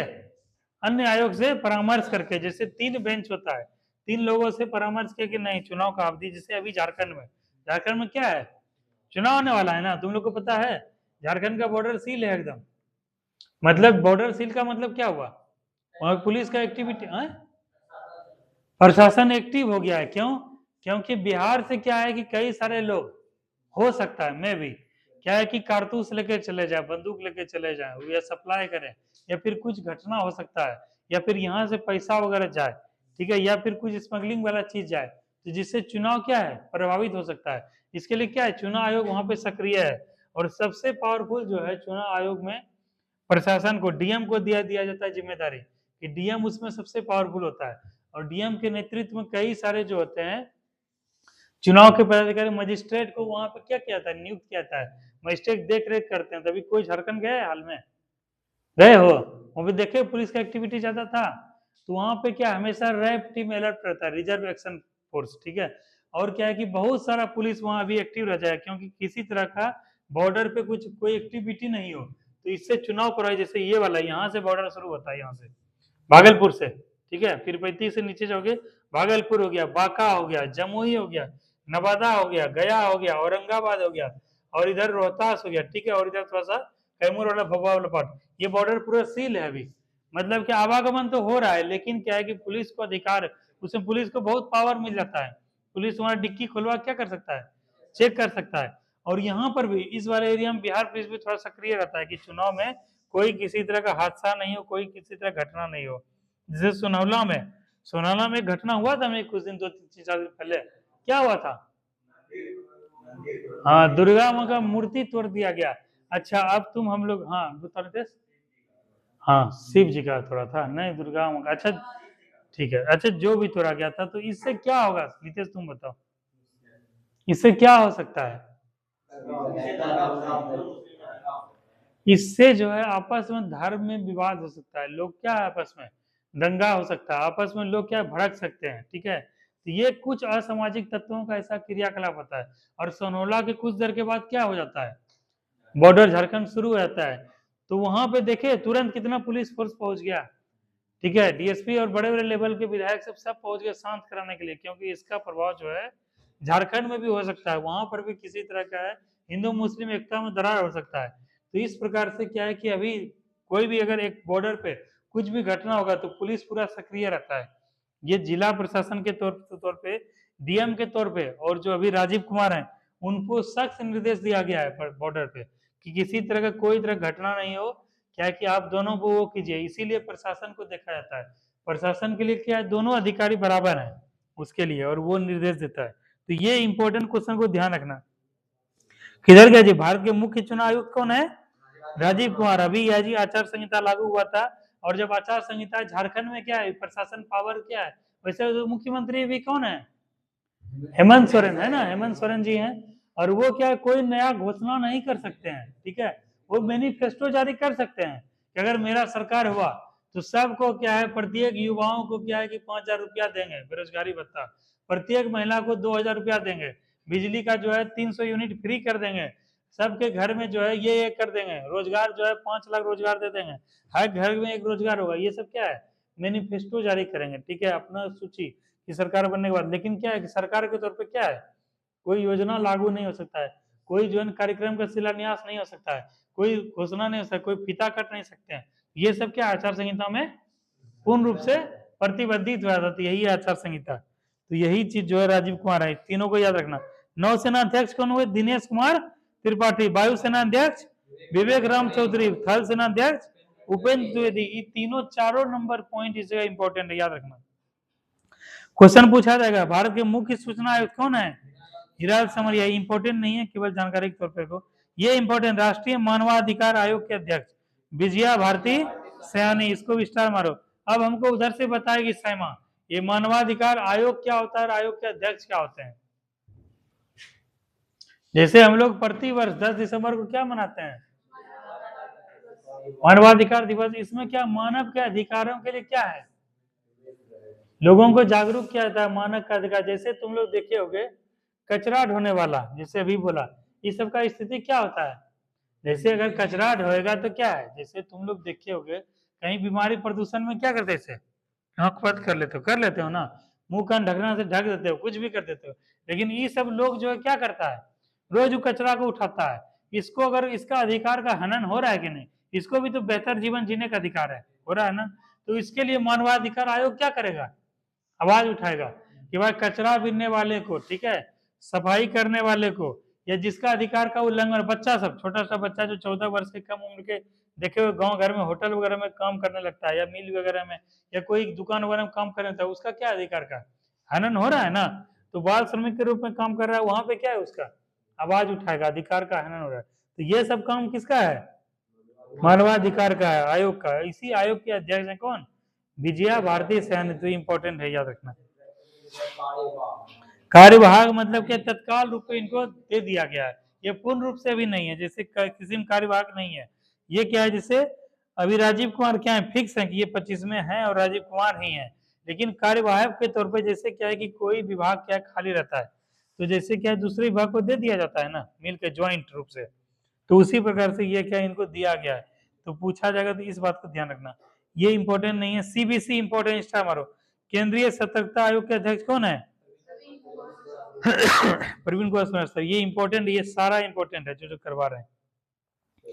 कहेगा सीसीआई, इसको भी छोड़ दो। कहेगा यूपीएससी का अध्यक्ष कौन है, कीर्ति सुदन। यूपीएससी का जो भी अध्यक्ष बनता है बेसिकली यही सिविल सर्वेंट ही बनता है, तो इस प्रकार का ध्यान रखना, कीर्ति सुदन है। सीबीएसई है ना, जो तुम लोग एग्जाम देते हो 10th वगैरह 12th वगैरह, सीबीएसई, उसके अध्यक्ष कौन है, Rahul Singh. NTA national test agency, यही है, एग्जाम कंडक्ट करता है, ये प्रदीप सिंह खारोला।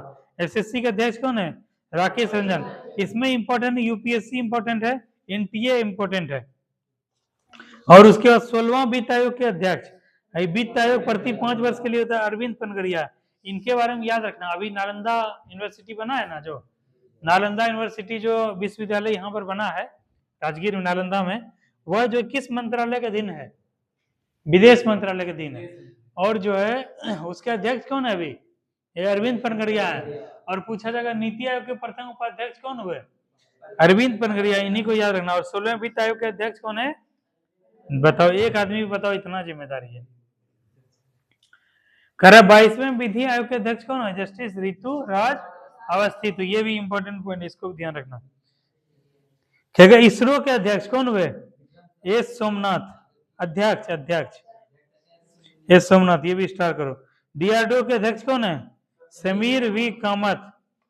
उसके बाद ये सब इंपॉर्टेंट नहीं है, ये इंपॉर्टेंट है। मुख्य वैज्ञानिक सलाहकार कौन हुए, अजय कुमार सूद। तुम कुछ करती जाओ अर्चना, ये सब इंपॉर्टेंट है। कहेगा मुख्य आर्थिक सलाहकार कौन है, वी अनंत नागेश्वरन। कहेगा राष्ट्रीय सुरक्षा सलाहकार, ये तो इंपॉर्टेंट वीवीआई है, मतलब सुरक्षा से संबंधित कोई मुद्दा होगा तो उसमें प्रधानमंत्री को जानकारी या फिर निर्देश या फिर वो कौन देंगे, सलाह, यही अजीत डोभाल हैं, ये आईपीएस थे। इनके बारे में कभी तुम लोग सर्च करना तो, और गूगल पे सर्च करो तो हिस्ट्री में हो जाएगा अजीत डोभाल। ये बहुत ही खतरनाक किस्म के व्यक्ति थे। आईपीएस हुए, आगरा यूनिवर्सिटी से पढ़ाई किए, उसके बाद जाके क्या है पाकिस्तान में खुफिया जासूस बन के रहे, ठीक है। कभी रिक्शे वाला का भेष बना के, कभी क्या है दुकानदार का भेष बना के, कभी ठेला चला के, कभी भिखारी बन के रहे और सारा खुफिया जानकारी एकत्रित करते रहे। इसीलिए क्या है हम लोग के गांव में भी वो घटना हुआ था, क्योंकि मार दिया गया था उसको, बाद में चला खुफिया कोई विभाग का वो आदमी था, ठीक है। कई लोग पे केस भी चला। तो कोई भिखारी वगैरह अनायास ही कोई वैसा आ जाए तो उसको केवल ये मत समझना वो गांव घर का सूचना भी एकत्रित करने के लिए रहता है, उसको कोई ध्यान देता है। और कई लोग रेकी भी करता है। रेकी करता है क्या है, पुलिस लोग भी रेकी करता है, ऐसा नहीं है। चुपचाप सिविल ड्रेस में रहेगा, कुछ वो करके जानकारी इकट्ठा करता है, कौन लोग आता है, कौन लोग जाता है, कहाँ पे ठिकाना है, कितना लोग निकलता है, इसको बोलते हैं रेकी।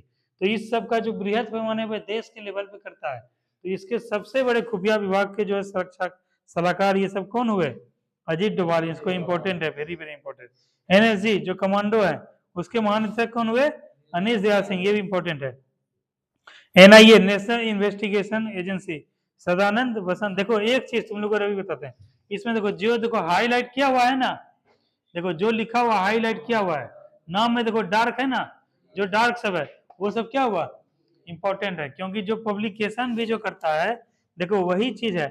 तुम लोग इस बात को समझो कि जैसे देखे हो ना उसको, हंस को देखे हो तुम लोग, हंस को दूध और पानी मिला के तो क्या करेगा अर्चना, वो दूध पीता है पानी को छोड़ता है। उसी तरह से ये बुक है, ये बुक है भाई, कई सारा बुक है, मोटा मोटा बुक है, उसमें इंपॉर्टेंट क्या होता है 30% इंपॉर्टेंट रहता है, 70% क्या होता है इंपॉर्टेंट नहीं रहता है। लेकिन जैसे कहता है ना धान के गेहूं के साथ घुन भी पिसाता है, वही चीज है। तो ये चीज घुन को निकाल देंगे तो क्या हो जाएगा, प्योर गेहूं आ जाएगा। लेकिन किताब कॉपी में उल्टा होता है, कम ही प्रतिशत जो है इंपॉर्टेंट है और ज्यादा प्रतिशत ऐसे भीड़ है। तो जो लोग सेल्फ स्टडी भी करोगे तो इस बुक में दिया हुआ है, इस बुक का विशेषता है, इस बुक में हाईलाइट करके उसको दिया हुआ है। देख रहे हो डार्क है, जो जो नाम डार्क है वो सब क्या करोगे इंपॉर्टेंट है, ठीक है। वो तो एकदम पढ़ना ही पढ़ना है रवि साइमा, बिहार दरोगा के एग्जाम के लिए और आगे के एग्जाम बीपीएससी के लिए, वो तो पढ़ना ही पढ़ना है, ठीक है। उसके बाद ये हो गया एनआईए महाप्रमुख सदानंद वसंत दात्रे। उसका सीबीआई प्रमुख, जैसे ये नहीं दिया हुआ है लेकिन क्या है इसको लिखो, ये इंपॉर्टेंट है। सीबीआई प्रमुख कौन है अभी, परवीन सूद। उसके बाद आईबी, आईबी कौन होता है, इंटेलिजेंस ब्यूरो है, तपन कुमार डेका। उसके बाद सीआरपीएफ, ये नहीं पूछता, ये भी नहीं। राव पूछता है, राव कौन है, रवि सिन्हा, जो बिहार से ही संबंधित रखते हैं, राव, ठीक है। रिसर्च एंड एनालिसिस विंग, ठीक है। कोई भी देश के विदेश के स्तर पे कोई भी खुफिया जानकारी इकट्ठा करने का काम इसी का है, राव का है, ठीक है। देश के अंदर भी कुछ हद तक करता है, विशेष करके से बाहर, देश के बाहर में जो है कोई भी जानकारी देश के सुरक्षा से जुड़ा हुआ, ये देश में कोई भी चीज जो है ना जो बहुत ज्यादा प्रॉब्लम दिक्कत कर सकता है उससे जुड़ा जानकारी यही रखता है राव। तो यही रवि सिन्हा है। भारतीय रिजर्व बैंक के गवर्नर कौन है, शक्ति, ये इंपॉर्टेंट है। और ये वर्तमान में कितने हैं, देखो ये क्वेश्चन जो है ना एक बार बीपीएससी में क्या हुआ था रवि, कि जो है ना ये रातें रात जो पहले बदल गए थे और हम लोग जो है ना शक्तिकांत दास मारे थे उस समय जो थे, हाँ उर्जित आर पटेल थे, तो वो क्वेश्चन गलत हो गया था। तो वर्तमान में क्वेश्चन अगर कभी आए, इससे क्या सीख मिलता है क्वेश्चन से, जो वर्तमान में चल रहे हैं उसको क्या है, उसको मारना है, ठीक है। तो इस बात को ध्यान रखना, यही क्वेश्चन था। तो उसमें कई लड़का का बताओ सिलेक्शन से बाहर हो गया। तुम लोग का जब तैयारी होगा नितेश उस पैमाने पे, तब समझ में कि एक नंबर कितना कीमती होता है। एक नंबर के वजह से क्या होता है, यूपीएससी में कई लोग क्या है, यूपीएससी के प्री से बाहर, कई लोग मेंस के बाहर, कोई लोग इंटरव्यू से बाहर एक नंबर से, कई लोग सिलेक्शन से बाहर, कई लोग रैंक से बाहर, कई लोग स्टेट से बाहर। रश्मि ध्यान दो इधर, ठीक है। जैसे क्या है किसी का आया 585 नंबर आया, ठीक है, 585 नंबर आया, 585 नंबर आया, और बताओ 586 नंबर पे क्या सिलेक्शन है, उसको बताओ कैसा मलाल रहेगा एक नंबर के लिए। अगले साल क्या परिस्थिति उसके अनुकूल हो सकता रहे, रहे न रहे कोई कह सकता है, आगे कोई देखा है कल, लेकिन वो बताओ एक नंबर से बाहर हो गया। इसीलिए तुमको समझाते हैं एक एक नंबर कीमती है। अब एक नंबर से बाहर हो गया, अब कल हम परसों मिले थे, बीपीएससी से चयनित हुए थे, कौन अग्रवाल करके थे, उनके ऑफिस में मिले, चेंबर में मिले, वो जो है ना दुख बता रहे थे। इससे ही बड़ा रूम था, पूरा एसी लगा हुआ था, पूरा चेयर लगा हुआ था, पूरा भव्य रूम था। उसके बाद ऑफिस का सेटअप था, वो बीपीएससी से चयनित हुए थे, वो अपना दुख दास्तान बता रहे थे कि एक एक नंबर का कितना कीमत है। ठीक है, तो उनको जो है ये मिल गया, कर विभाग मिल गया।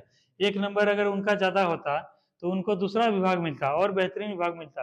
एसडीएम डीएसपी सब में भी ऐसे होता है, आईएएस आईपीएस सब में भी ऐसे होता है। मान के चलो 586 नंबर को जो है 585 नंबर जिसका आया था और 586 को मिल गया क्या है, आईएएस मिल गया, और 86 के बाद जिसको आया उसको आईपीएस मिल गया। यहाँ से बताओ एक नंबर से पूरा जीवन भर का वो चेंज हो गया, श्रेणी वही चेंज हो गया। एक नंबर से कैडर, जैसे क्या है कि जिसका जो है इंपोर्टेंट आया 585 नंबर, उसको मिला बिहार कैडर। ठीक है, उस आईएएस को बिहार में रहकर नौकरी करना है जीवन भर 65 साल तक। और इसको किसी लड़का को आया 584 नंबर, उसका कैडर भी चेंज हो गया। अब दूसरे यूपी में जाके ज्वाइन जॉब करो 60 साल तक, तो उसको मजा आएगा काम करने में। यूपी में कितना लोग, प्रशासनिक लोग का महकमा तक लोग जानता है, न गांव वाला जानेगा, न समाज वाला जानेगा, न जिला वाला जानेगा। तो ये सब चीज काफी होता है, तब लोग फिर से तैयारी करता है, फिर से दोबारा अच्छा रैंक लेके आता है, तब अच्छा पोस्ट लेके आता है। इसीलिए एक एक नंबर का कीमत तुम लोग समझो। तो ये चीज है, 25 में थे, अब हो गया। हाँ देखो, वो इस्तीफा देने से बनते हैं, ठीक है, लेकिन फिर वो मुश्किल है, क्योंकि तुम्हारा इंटरव्यू में तुम्हारा वो जो जब आप आईएएस बन ही गए, देखो आईएएस बन के क्या करना है तुमको, सेवा ही करना है। और आप आईएएस बन गए, सेवा करने के लिए आपको मिला, जब उत्तर प्रदेश मिला, कुछ भी मिला कैडर, तो आप तो रिजाइन कर दिए, तो इससे निगेटिव वगैरह जाता है। एक लड़का का ऐसे ही पढ़ रहे थे, वो इसी तरह से उसको मिला था नॉर्थ ईस्ट मिला था, आईएएस ही मिला, लेकिन नॉर्थ ईस्ट मिला, वो रिजाइन दे दिया, फिर वो बन ही नहीं पाया। ठीक है, तो कम से कम आईएएस रहता, ठीक है, लेकिन वो भी चीज खत्म हो गया। और दूसरा एक उपाय होता है, तुम लोग को बताते हैं, एक शादी वाला उपाय होता है। ठीक है, जैसे नीतीश मान के चलो, एक बता देते हैं, तुम लोग को जानकारी रहना चाहिए। जैसे कोई आईएएस बना, ठीक है, आईएएस बना, जैसे बिहार का, अपने बिहार का कोई लड़का आईएएस बना, लेकिन इसको मिल गया तमिलनाडु। कहाँ मिल गया, तमिलनाडु। ये तो इसका मूड एकदम हो गया कि सारा आईएएस भी बने, और मिला कहाँ, तमिलनाडु में आईएएस करना। अब इसके पास कोई विकल्प नहीं है, लेकिन एक विकल्प इसके पास बचा है। बोले कौन विकल्प, ये जब ट्रेनिंग में जाता है वहां ढूंढते रहता है, कोई भी यूपीएससी सिलेक्टेड हो, आईएएस हो, आईपीएस हो, आई क्या बोलते हैं उसको, आईएएस हो गया, आईपीएस हो गया, फिर आईआरएस हो गया, या कोई भी हो गया, ठीक है, या आईएफएस कोई भी हो गया, वहां पे कोई लड़की को ढूंढते रहता है, फीमेल को, कि ये लड़की जो है बिहार कैडर, इसमें सबका किसी का रहना चाहिए, सबका बिहार कैडर रहना चाहिए। और यहाँ पर जो है वो मिलजुल के आपस में क्या है, बढ़िया संबंध बना के, इससे अगर विवाह कर लेगा, वो शादी कर लेगा, उसका कैडर क्या हो जाएगा, चेंज हो। तभी तमिलनाडु से जो है उठ के कहाँ जाएगा, बिहार आ जाएगा। एक यही रास्ता है, बाईपास वाला रास्ता है। कई सारे दोस्त सर्किल को जानते भी हैं, जो कि पश्चिम बंगाल में थे, ठीक है, वहां पे आईपीएस थे, और वहां से अब बिहार आ गए, ठीक है, शादी करके।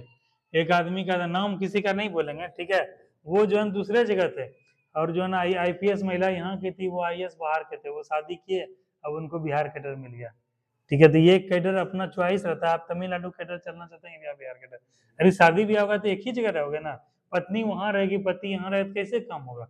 एक रहोगे राज्य में, तो दूसरे तीसरे जिला जा सकते हैं, आ सकते हैं।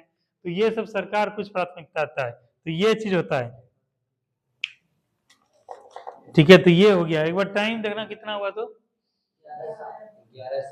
ठीक है, चलो इतना सा करके अब हम लोग प्रीवियस ईयर करते हैं। ये हो गया आरबीआई के, इसको भी छोड़ दो।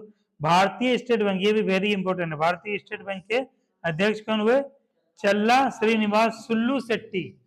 ठीक है, नितेश तुम ये बुक खरीद लेना, और तुम पीछे हार काहे मान लेते हो, वो तो देखा जाएगा, होगा कि नहीं होगा बाद में, अपने हाथ में क्या है, प्रयास ही है ना।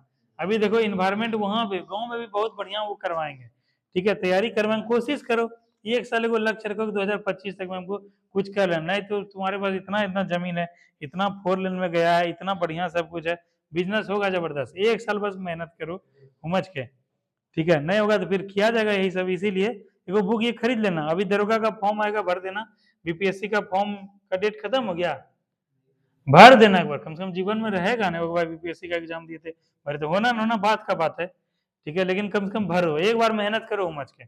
और वहां गांव में भी जो है फिर क्विज चलेगा, फिर टेस्ट होगा, एक बार करना मेहनत बढ़िया से, इसीलिए बुक खरीद लेना, और निगेटिव अभी मत सोचो। चलो आगे है, रेलवे बोर्ड के सीईओ और अध्यक्ष कौन है? जया वर्मा सिन्हा, प्रथम महिला अध्यक्ष है, इसीलिए क्वेश्चन क्या हो जाता है, इंपॉर्टेंट है। ठीक है, ये भी इंपॉर्टेंट है। अगला क्वेश्चन है यूएडीआईए की सीईओ कौन है? अमित अग्रवाल, इसको भी टिक मारना। संसद टीवी के सीईओ ये नहीं पूछेगा, ये पूछेगा नीति आयोग के सीईओ कौन है? Chief executive officer BVR Subrahmanyam. ठीक है, ये है। नीति आयोग के उपाध्यक्ष, ये इंपॉर्टेंट है, डॉक्टर सुमन के बेरी। नितेश, हम क्या समझाए थे, नीति आयोग के अध्यक्ष कौन होते हैं? प्रधानमंत्री। और एक क्या होते हैं? उपाध्यक्ष। पूछेगा कि वर्तमान उपाध्यक्ष नीति आयोग के कौन है, तो डॉक्टर सुमन के बेरी। और भारत के राष्ट्रपति कौन है? द्रौपदी मुर्मू। कौन सी भी राष्ट्रपति हैं? 15वीं। ठीक है, कहाँ संबंधित हैं? उड़िया से। पूछेगा कौन सी महिला राष्ट्रपति हुई? दूसरी। और पहली आदिवासी राष्ट्रपति, महिला राष्ट्रपति, या राष्ट्रपति हुई, महिला छोड़ो। भारत के उपराष्ट्रपति वर्तमान में कौन है?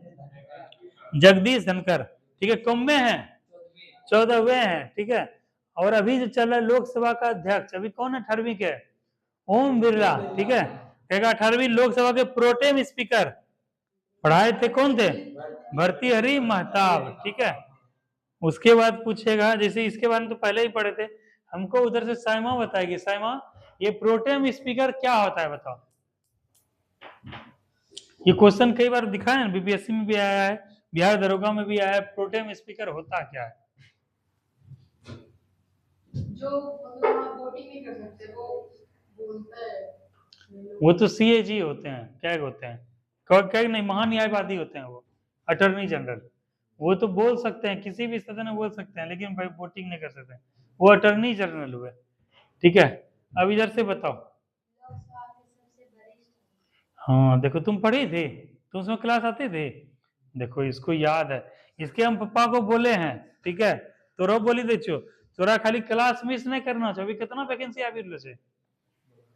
अभी 68,000 वैकेंसी आ रहा है। एसएससी जीडी में फॉर्म भरी हो, मेहनत कर रही हो, एकदम कंटिन्यू रहो, नौकरी लग जाएगा तो घर परिवार का स्थिति बदल जाएगा। और लड़की हो, आराम से नौकरी लग जाएगा, कोई दिक्कत वाला बात नहीं है। इसीलिए इसी तरह से मेहनत करती रहो। देखो साइमा बताई ना। और बच्चे में क्या होता है, देखो बच्चे में एक विशेषता होता है, अभी से जैसे सेकेंड ईयर में अभी से इस पे काम करेंगे। अभी क्या ये क्या बीज के रूप में पौधा छोटा सा अंकुरित हुआ है, इसको अगर सही से धूप देंगे, सही से उसमें मिनरल हुए देंगे तो क्या है, अच्छा पौधा बनेगा, विशाल पौधा बनेगा, फलदार पौधा बनेगा। तो ये सब बच्चा क्या है, मिथुन हो गया, ये हो गई, ये सब हो गई, ये सब क्या है, आने वाले भविष्य में क्या है, बहुत ज्यादा जो है, बहुत ज्यादा टैलेंटेड हो जाएगा, बहुत ज्यादा, क्योंकि अभी से इस पे काम कर रहे हैं। कोई बच्चा आज पढ़ना शुरू किया है, कोई 4 साल पहले से कर रहा है, तो वो ज्यादा होगा ना। इसीलिए तुम लोग कंटिन्यू रहो, तुम लोग किसी तरह अटेंडेंस को मैनेज करो, जैसे भी कर सकती हो या जो भी है, और लेकिन क्लास करो, और साल भर 6 महीना में 2 साल में आराम से नौकरी ले लो। तो प्रोटेम स्पीकर कौन हुए? भर्तृहरि महताब। इनका काम यही है कि लोकसभा में अभी जो नए नए जो सांसद चुन के गए या विधायक से चुन के गए, और इनको क्या है, सबको शपथ दिलाना। और ये कौन होते हैं? सबसे वरिष्ठ होते हैं। ठीक है, वरिष्ठता के आधार पर इनको दिया जाता है। और याद रखना नाम भर्तृहरि महताब। 18वीं लोकसभा में विपक्ष के नेता कौन होते हैं? राहुल गांधी। इसी बात में फिर साइमा ही बताएगी। साइमा, विपक्ष के नेता को चुनने का अधिकार क्या है? किस प्रकार से विपक्ष के नेता चुने जाते हैं, बताओ? तुम बताओ, दरोगा कैंडिडेट हो, ठीक है, इसीलिए सब क्वेश्चन को ध्यान से देखो, ध्यान से सुनो, ध्यान से पढ़ो, मौका बढ़िया है दरोगा बनने का। तुम बताओ कौन होते हैं विपक्ष के नेता का बनने का आधार क्या है? तुम बताओ रश्मि, तुम बताओ। हाँ अर्चना, तुम बताओ। देखो अर्चना एकदम पढ़ाई नहीं कर रही है। ठीक है, ये हो गई ब्यूटी हो गई, ये दोनों हीरा थे इस क्लास के। ठीक है, इतना जवाब देते थे, इतना समझदारी, दोनों में पता नहीं क्या हो गया है। ठीक है, पढ़ नहीं पा रही है, एकदम जवाब नहीं दे पा रही है। हाँ उधर से कौन बताएगा? हाँ ये बताएगा, साहिल बताओ। विपक्ष का नेता ये क्या हुआ और किस आधार पर बनते हैं विपक्ष के नेता?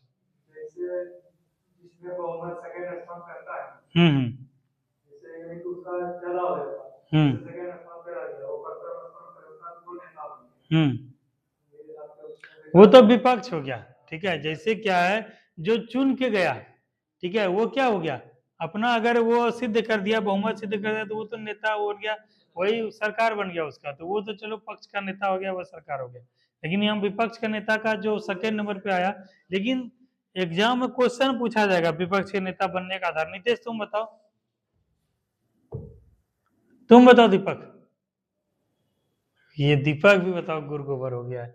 तुम बताओ धर्मवीर, तुम बताओ मिथुन। विपक्ष के नेताओं में से जिसके पास यानी कि अधिक सीट रहता है उसी को बनाया जाता है विपक्ष का नेता। ये बात सही है, लेकिन उस आधार पे, तथ्य के पॉइंट के आधार पे गलत है ये। तुम बताओ रवि।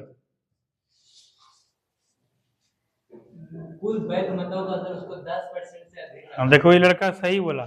जैसे देखो इसमें अभी हम लोग टेस्ट पढ़े थे ना जी, 99 सीट किसको आया, देखो भारतीय राष्ट्रीय कांग्रेस को आया, ठीक है। अगर जैसे 545 है तो 55 सीट प्लस जिसको आ जाएगा वो क्या बनेगा, विपक्ष के नेता। कुल सीट का 1/10, इस पॉइंट को याद रखना, 1/10, ठीक है।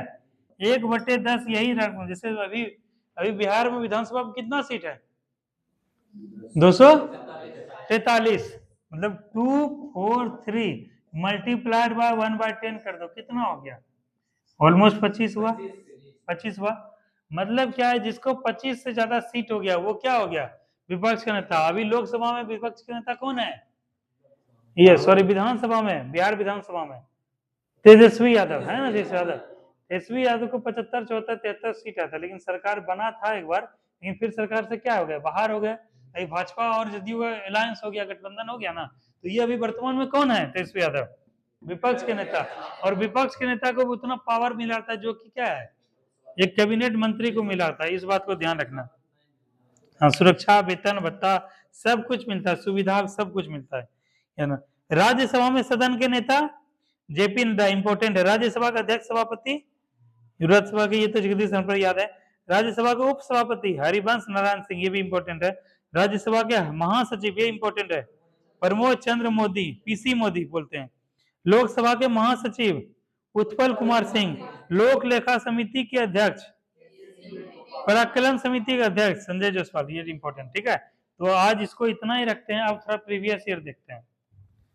ये कॉपी तुम्हारा है, तो ऐसे रेंडमली खरीद ली, कुछ देख के खरीदी कॉपी, स्कूल में मिला है, बताओ। अब देखो स्कूल वाला भी कितना तेज हो गया, देख रहे हो, आगे में इंडिया में। इससे क्या होगा, देखते देखते से क्या है, मैथ का नॉलेज होगा, ज्ञान होगा। और पीछे देखो क्या है, बिहार का फिजिकल है, पॉलिटिकल, दोनों मैप है। इसे समझ में आएगा। जैसे देखो कहा जाता है ना कि गंगा नदी बिहार को 2 भाग में विभाजित करती है, कौन, उत्तरी बिहार, गंगा नदी के उत्तर में उत्तरी बिहार, गंगा नदी दक्षिण में दक्षिणी बिहार। उत्तरी बिहार क्या होता है, बाढ़ से हमेशा प्रभावित होता है, क्योंकि नेपाल से सटा हुआ है, कई सारे नदियां आती हैं, गंगा मिलती है। और दक्षिणी बिहार किससे प्रभावित होता है, सुखाड़ से। तो यहाँ पे देखो मैप में देखो, ये गंगा नदी लगभग बिहार को 2 भागों में डिवाइड किया।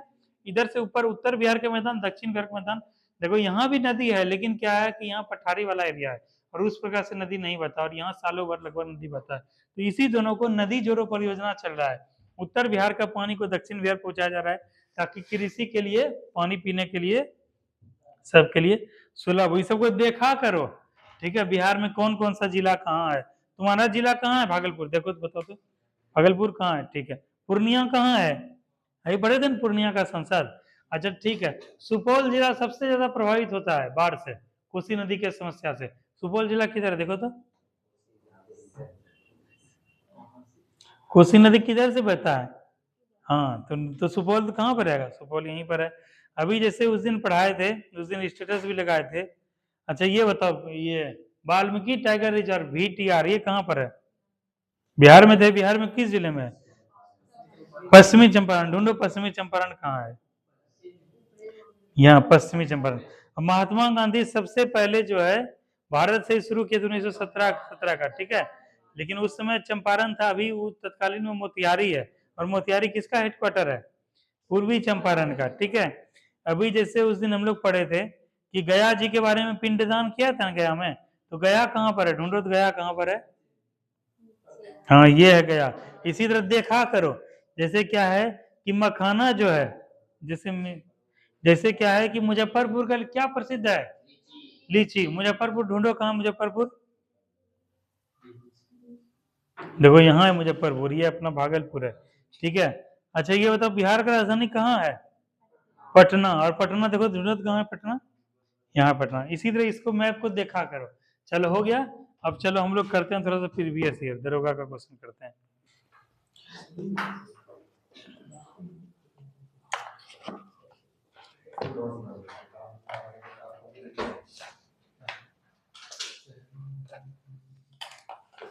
अच्छा दीपावली कब है जी? 31 तारीख को है। तो आज जो पढ़ा कि तुम लोग को दीपावली तक देखते हैं छुट्टी देते हैं, ठीक है?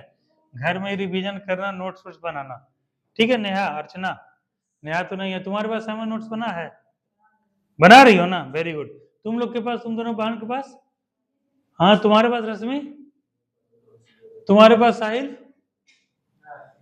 तुम साहिल काम करो, तुम्हारा इतना बढ़िया हाइट है, 12th पास हो, बिहार दरोगा का, बिहार पुलिस का बहुत वैकेंसी आ रहा है, एगो नौकरी ले लो।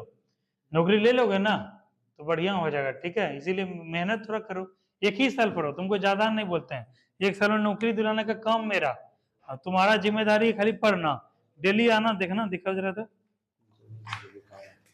अच्छा 75 हो गया जी। क्या रुपया पड़ा बुक इसमें?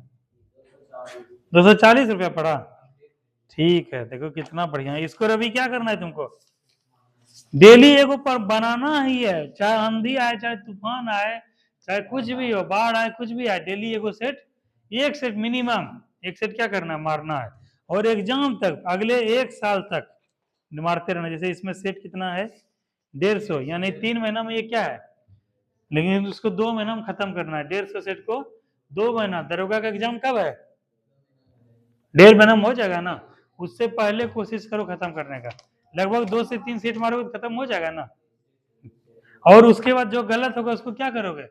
पीछे में लिख लोगे, ठीक है? तो देखो 2-4 काम मेहनत तो भाई करना पड़ेगा। जैसे तुम लोग को बुक खरीदवाए हैं, वो वाला बुक खरीदवाए हैं ना, बुक स्पीडी, वैसे तुम लोग को ये बुक भी खरीदवाएंगे। डेली एक सेट जो है ना मारेंगे, और डेली यहाँ पे डिस्कशन कर लेंगे, ठीक है? इस तरह से करेंगे, इससे क्या तुम्हारे अंदर भी होगा।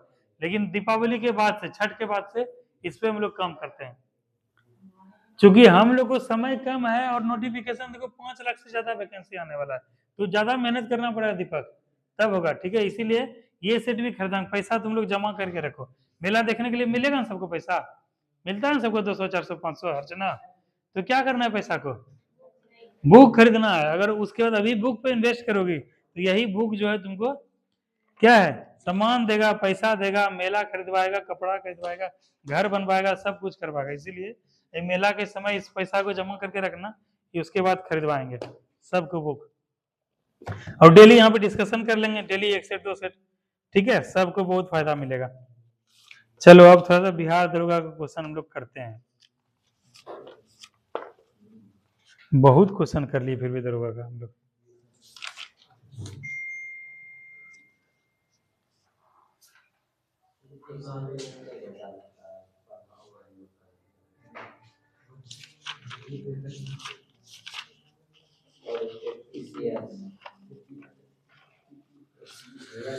एक मिनट बस।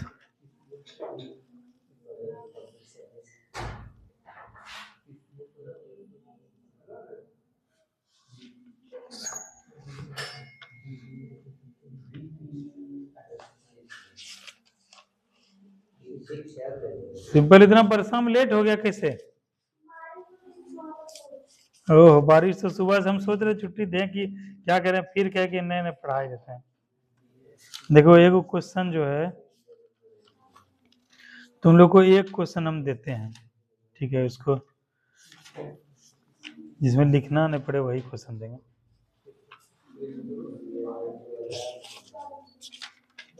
मिसिंग नंबर देते हैं, मिसिंग नंबर।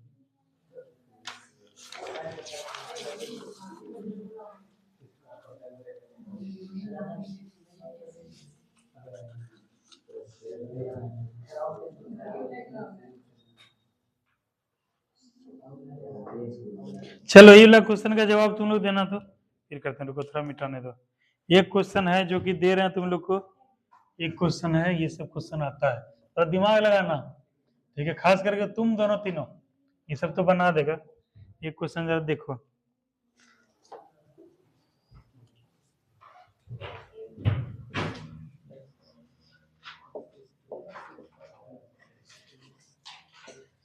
वाट, फिर इधर 121। इसमें बताओ क्या होगा रश्मि? ये क्वेश्चन है ये, ठीक है।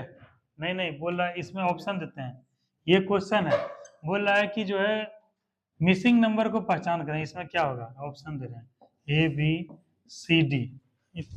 ऑप्शन है 64, 81, 91, 100। जिसे पूछेंगे वही बताना, ठीक है। यहाँ क्रम में यही क्वेश्चन पूछा गया है। क्वेश्चन निम्नलिखित श्रृंखला में रिक्त पद को ज्ञात करें, रिक्त पद, ठीक है। हाँ उधर से बताओ, तुम बताओ पहले। 1 है, फिर 9 है, फिर 25 है, 49 है, यहाँ पे क्या होगा फिर? 121 है, बताओ। इसमें मिसिंग नंबर, यहाँ दिमाग चलाने वाला है। बैंकिंग में जाओगे ना, बिहार एसएससी में ये सब क्वेश्चन खूब रहता है। बताओ अर्चन, तुम बताओ, रश्मि बताओ, तुम बताओ, अंशु इसमें क्या होगा मिसिंग नंबर में? साइमा तुम बताओ, तुम बताओ, दीपक तुम बताओ, काजल तुम, अर्चना, अच्छा अर्चना नहीं बता, साहिल तुम बताओ, पूछेंगे अभी साहिल, हाँ धर्मवीर बताओ इधर से। अब कोई किसी को बताया मत करो, अगर दोस्त हो, सच्चा दोस्त हो तो बताया मत करो, उससे क्या होगा? जैसे ये इसको बता दे तो इसको तो तत्कालिक तो लाभ मिल गया, बता दी, खुश हो गए, लेकिन इस पे क्या है, इस पे गलत चला गया। ये तुम्हारे पर निर्भर हो गया, इसका अपना दिमाग काम नहीं करेगा, इसलिए कोई किसी को बताया मत करो। सबको 1 मिनट सोचने का शक्ति दो, सबको 1 मिनट कम से कम सोचने का शक्ति दो, क्योंकि यहाँ पर तो बता दिए, एग्जामिनेशन हॉल में कैसे बताओगे, बताओ। और सारा खेल वही 2 घंटा का है। नितेश बताओ यहाँ पे क्या होगा?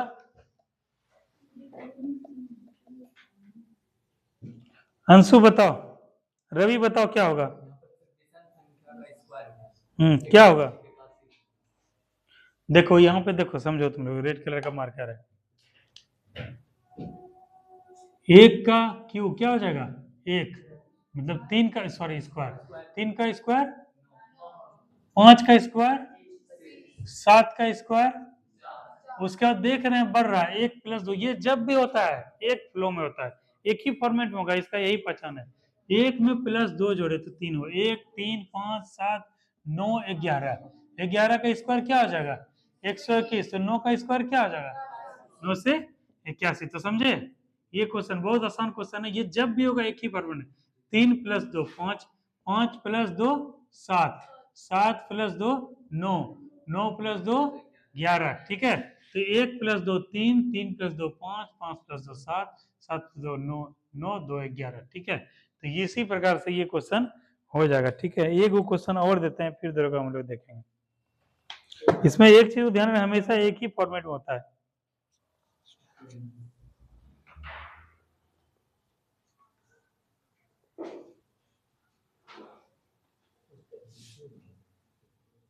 ठीक है, एक क्वेश्चन तुम लोग बताओ, फिर हम लोग थोड़ा क्वेश्चन देखेंगे। रीजनिंग वगैरह भी ये सब जानना बहुत जरूरी है। थोड़ा पानी दो तो अर्चना।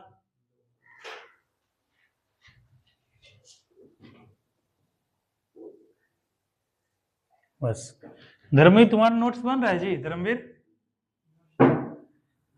तुमको अब होमवर्क दिया, अभी तो तुम्हारा कोई एग्जाम नहीं है, तुम्हारे पास चाबी रहेगा ही, मिथुन के पास चाबी रहेगा, तुम लोग यहीं पे आ जाना, इसको पढ़ने का मन करे। वो लोग नीचे लाइब्रेरी में बैठ के क्या करोगे? एक बढ़िया सा क्लासमेट का कॉपी खरीद लेना, लाल कलम खरीद लेना, ब्लू कलर खरीद लेना, काला कलर खरीद लेना, जितना नोट्स भेजें ग्रुप में उसको क्या करोगे? लिख के बना लेना है, ठीक है। और ये सब बहुत आगे हेल्पफुल होगा, और मौका नहीं मिलेगा फिर बनाने का। एग्जाम आ जाएगा धर्मवीर तो वहां नोट्स बनाओगे कि सेट मारोगे? हाँ, और अभी एग्जाम नहीं है तो जितना ज्यादा से ज्यादा तैयारी कर सकते हो। जैसे एक क्वेश्चन है, फिर से दे रहे हैं, अगर इस श्रृंखला की अगली संख्या क्या होगी? पुलिस में पूछा गया है, इस श्रृंखला की अगली संख्या क्या होगी? लिखना नहीं अर्चना, ये सब लिखो मत, ये सब दिमाग लगाओ, ठीक है। जब ये सब को पढ़ाएंगे लिखो, ये सब चीज क्या बच्चा वाला चीज है, ठीक है। हालांकि तुम नहीं पढ़ी इसलिए टफ लग रहा है, लिखो मत, दिमाग लगाओ। हम लोग को जब हॉस्टल में पढ़ते थे, हम लोग को सर समझाते थे, अब हमको समझ में आता है कि काहे बोलते थे लिखना नहीं, लिखोगे तो कहाँ रह जाएगा वो कॉपी में, हालांकि बाद में देख लोगे, लेकिन दिमाग में लगाओगे तो कहाँ रहेगा वो, दिमाग में रहेगा, ठीक है। और हमेशा तुम्हारे साथ कॉपी जाएगा कि तुम्हारा दिमाग जाएगा? दिमाग जाएगा तो दिमाग पे जोड़ दो, दिमाग लगाओ। देखो दीपक का 2, 5, 10, 17, 26, 37 पूछ रहा है अगला संख्या क्या होगा। ठीक है, अगला संख्या क्या होगा। ए ऑप्शन दिया हुआ है 50, बी ऑप्शन दिया हुआ है 57, सी ऑप्शन दिया हुआ है 62, डी ऑप्शन दिया हुआ 72। बताओ अर्चना क्या होगा। हाँ 17 × 26 है। हाँ ठीक है, पहले अर्चना बताएगी फिर हम आगे बढ़ेंगे, उधर अंशु से पूछेंगे। 1 मिनट का समय दे रहे हैं। 10 है, उसका 37 है। ठीक है, क्या होगा 50, 57, 62, 72। बताओ काजल, तुम बताओ, तुमको उधर से बताओ। अंशु बताओ, अंशु क्या होगा। आर्ची, अच्छा आर्ची का कहना है 50 होगा। ठीक है, ठीक है, उधर से बताओ। सैमा साइलेंट करो न, जो भी है बंद कर दो, साइलेंट करके घुमा। हाँ तुम बताओ, सिंपल तुम बताओ। अच्छा तुम अभी सोचो, तुम बताओ। काजल में भी क्या होता है, यही चारों में से होता है ना, 50, 57, 62, 72। काजल ये अर्चना नहीं समझ में। अच्छा कोई बात नहीं, उधर से बताओ। तुम तीनों बहन, तुम तीनों बताओ। रश्मि क्या होगा। धर्मवीर तुम बताओ, तुम दोनों गुदुर गुदुर कर रहे हो। धर्मवीर क्या होगा। हैं? निकलिए नहीं रहा है। उधर से साहिल, दीपक, तुम गा रहे हो। नितेश देखो यहाँ क्रम ढूंढने का प्रयास करो, किस क्रम पे जा रहा है। 2 से जो 5 गया तो क्या हुआ 2 प्लस। तुम देखो देखो क्वेश्चन को, रीजनिंग को बहुत आसान है रीजनिंग, क्योंकि उसमें जो है ना कोई इसका फॉर्मूला नहीं होता है, एक क्रम होता है, एक पैटर्न होता है। 2 में 3 जोड़े कितना हो गया 2, 3, 5। 5 में कितना जोड़े 10 हुआ 5। 10 में कितना जोड़े 17 हुआ। 10, 7, 17। 17 में कितना जोड़े 26 हुआ। 9। और 26 में कितना जोड़े 37 हुआ। और इसमें फिर 13 जोड़ेंगे तो हो जाएगा। जैसे 3 में 2, 3, 2, 5, 5, 2, 7, 2, 9, 2, 11 और 37 + 13, तो 37 + 13 जरूरत कितना हो जाएगा। इसमें कोई डाउट है, एक पैटर्न फॉलो हो रहा है ना। 3 से 2 बढ़ा, 5 से भी 2 बढ़ा, 7 से भी 2 बढ़ा, 9 से भी 2 बढ़ा, 11 से 2 बढ़ा और 13 से फिर आगे हो जाएगा 15, तो 50 और इधर क्या हो जाएगा 65 हो जाएगा ना। यहाँ का पूछ देगा, तो क्वेश्चन को समझो, ऐसे ही क्वेश्चन बनेगा। ठीक है, और इस ये जो है इस टॉपिक को बोलते हैं श्रृंखला। कौन सा टॉपिक है श्रृंखला। और ये टॉपिक यहाँ से क्वेश्चन निकाले थे। इसमें जितना बिहार दरोगा, बिहार पुलिस अभी तक का एग्जाम पूछा गया है, इसी बुक से था क्वेश्चन। अब चलो थोड़ा सा देखो दरोगा को।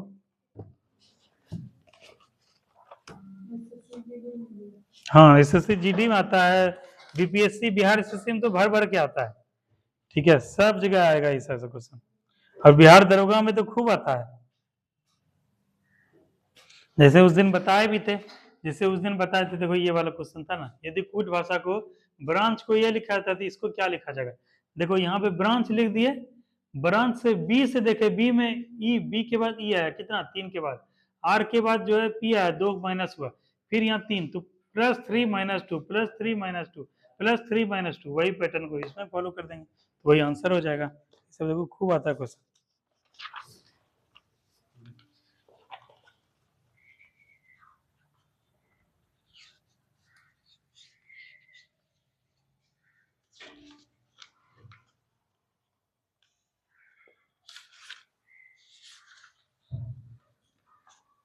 देखो एक क्वेश्चन है जो कि बिहार दरोगा में पूछा गया था, तुम लोग बताना। बिहार में मुंगेर जिला से निम्न में से किस जिला की स्थलीय सीमा नहीं लगती है। इस क्वेश्चन को क्या समझे रवि। देखेंगे उस जगह से कौन सा राज्य दूर है। वो तो देखेंगे ही, मतलब ये क्वेश्चन हमको इंगित कर रहा है, संकेत दे रहा है कि दरोगा में जो है क्वेश्चन मैप से आता है ना, तो मैप पे क्या करोगे कमांड करोगे। उस दिन भी दिखाए थे ना, क्रम पूछ रहा था, गोपालगंज पूछा था, फिर सिवान था, उसके बाद बक्सर था, फिर रोहतास तो था ना, उस दिन भी बताया था, आज देखो फिर आ गया। तो तुम लोग को अगर दरोगा निकालना है, बीपीएससी निकालना है, यूपीएससी कुछ भी निकालना है, उसका पैटर्न को पढ़ाई कितना भी कर लोगे तो पढ़ाई से क्या आइडिया लगेगा, लेकिन पैटर्न अगर हम देखेंगे बहुत ज्यादा बांध पूछ रहा है, हर साल बांध पूछ रहा है, इसका मतलब क्या, इस बार हमको बांध को तैयार करके जाना है, क्योंकि बांध से पूछने का प्रवृत्ति ज्यादा है। हर साल जो है बाघ अभ्यारण्य से पूछ रहा है या राष्ट्रीय उद्यान से, इसका मतलब क्या हुआ, राष्ट्रीय उद्यान से क्वेश्चन पूछता है और इस साल भी पूछ सकता है, तो राष्ट्रीय उद्यान पढ़ के जाएंगे। हर साल पूछ रहा है सैनिक युद्धाभ्यास, तो क्या मतलब समझे रवि, युद्धाभ्यास तो पूछता है, हम युद्धाभ्यास पढ़ के जाएंगे। तो इसमें क्वेश्चन पूछा गया है, बिहार में मुंगेर जिला से निम्नलिखित में से किस जिले की स्थलीय सीमा नहीं लगती, देखो ये मैप खोल के बैठ गई। अच्छा ऑप्शन बताओ, भागलपुर, लखीसराय, जमुई, मधेपुरा। मधेपुरा, ठीक है, मधेपुरा एकदम उत्तर में ऊपर में, देखो यहाँ पर है मधेपुरा, कहाँ है, ये रहा मधेपुरा, ठीक है ये है। और ये मुंगेर जिला से कौन कौन लगता है देख लो, उत्तर से बात करो, हमेशा क्लॉक वाइज को पढ़ेंगे क्रम में, यहाँ से खगड़िया, भागलपुर, बांका, जमुई, लखीसराय, बेगूसराय, समझे। तो जब भी हम लोग को पढ़ाई करना है इस तरह से क्लॉक वाइज पढ़ना है, ठीक है, घड़ी इसी से करता है, घड़ी के सुइया के क्रम में। और कहीं पढ़ेंगे तो उत्तर को हम लोग सेंटर में रखेंगे, उत्तर में सबसे कौन है, जैसे तुम लोग के घर से पूछता है अर्चना, तो अपने घर का चौथी बताओ, बताती हो ना, दक्षिण में इसका घर है, उत्तर में इसका घर है, तो एक पर्टिकुलर पकड़ लो, तो उत्तर से करो या पूरब से, किसी से पकड़ो, लेकिन मैप में हमेशा उत्तर रहता है, जैसे यहाँ पर देखो दिखा रहता है ना, नॉर्थ रहता है, हमेशा नॉर्थ ऊपर रहता है ना, तो नॉर्थ से ही तैयारी करने की कोशिश करो, नॉर्थ से ही चलें।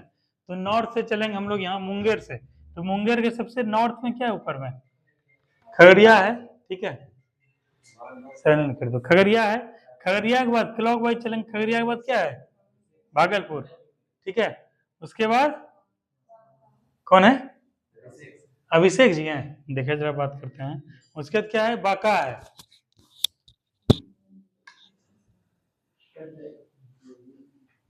नीचे आ गए क्या,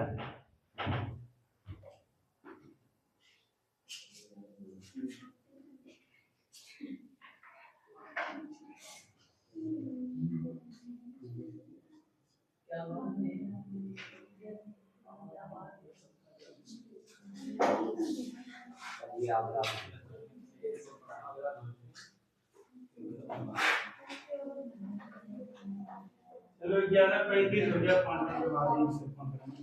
अब जो एक क्वेश्चन लास्ट क्वेश्चन कर लो, इस तरह से हम लोग देख लीजिए ये रिवाइज कर लेंगे, ठीक है। अब अगला क्वेश्चन एगो कर लो, 5 गो क्वेश्चन कर लो, फिर छुट्टी देंगे। कहेगा कोयना बांध किस राज्य में स्थित है, कोयना बांध, हाँ कोयना बांध महाराष्ट्र में, कहाँ है, महाराष्ट्र में। अगला क्वेश्चन है, भारतीय संविधान का अनुच्छेद 21 का संबंध किससे है, प्राण एवं दैहिक स्वतंत्रता का अधिकार। अगला क्वेश्चन है, पहाड़ों पर जल उबलता है क्यों, समुद्र के तल से कम ताप पर, समुद्र के तल से अधिक ताप पर, समुद्र तल के बराबर ताप पर पहाड़ों पर जल नहीं उबलता है, कौन सा होगा, समुद्र तल के कम ताप पे न उबलेगा, क्योंकि वहां पर क्या है, वायुमंडलीय क्वथनांक क्या है, वायुमंडलीय ताप पर निर्भर करता है, और ऊंचाई पर वो होगा तो क्या होगा, कम में उबलने लगेगा, ठीक है। आधुनिक भारत का प्रथम पुरुष किसको कहा जाता है, राजा, कल भी पढ़ाए थे ना, उस दिन पढ़ाए थे,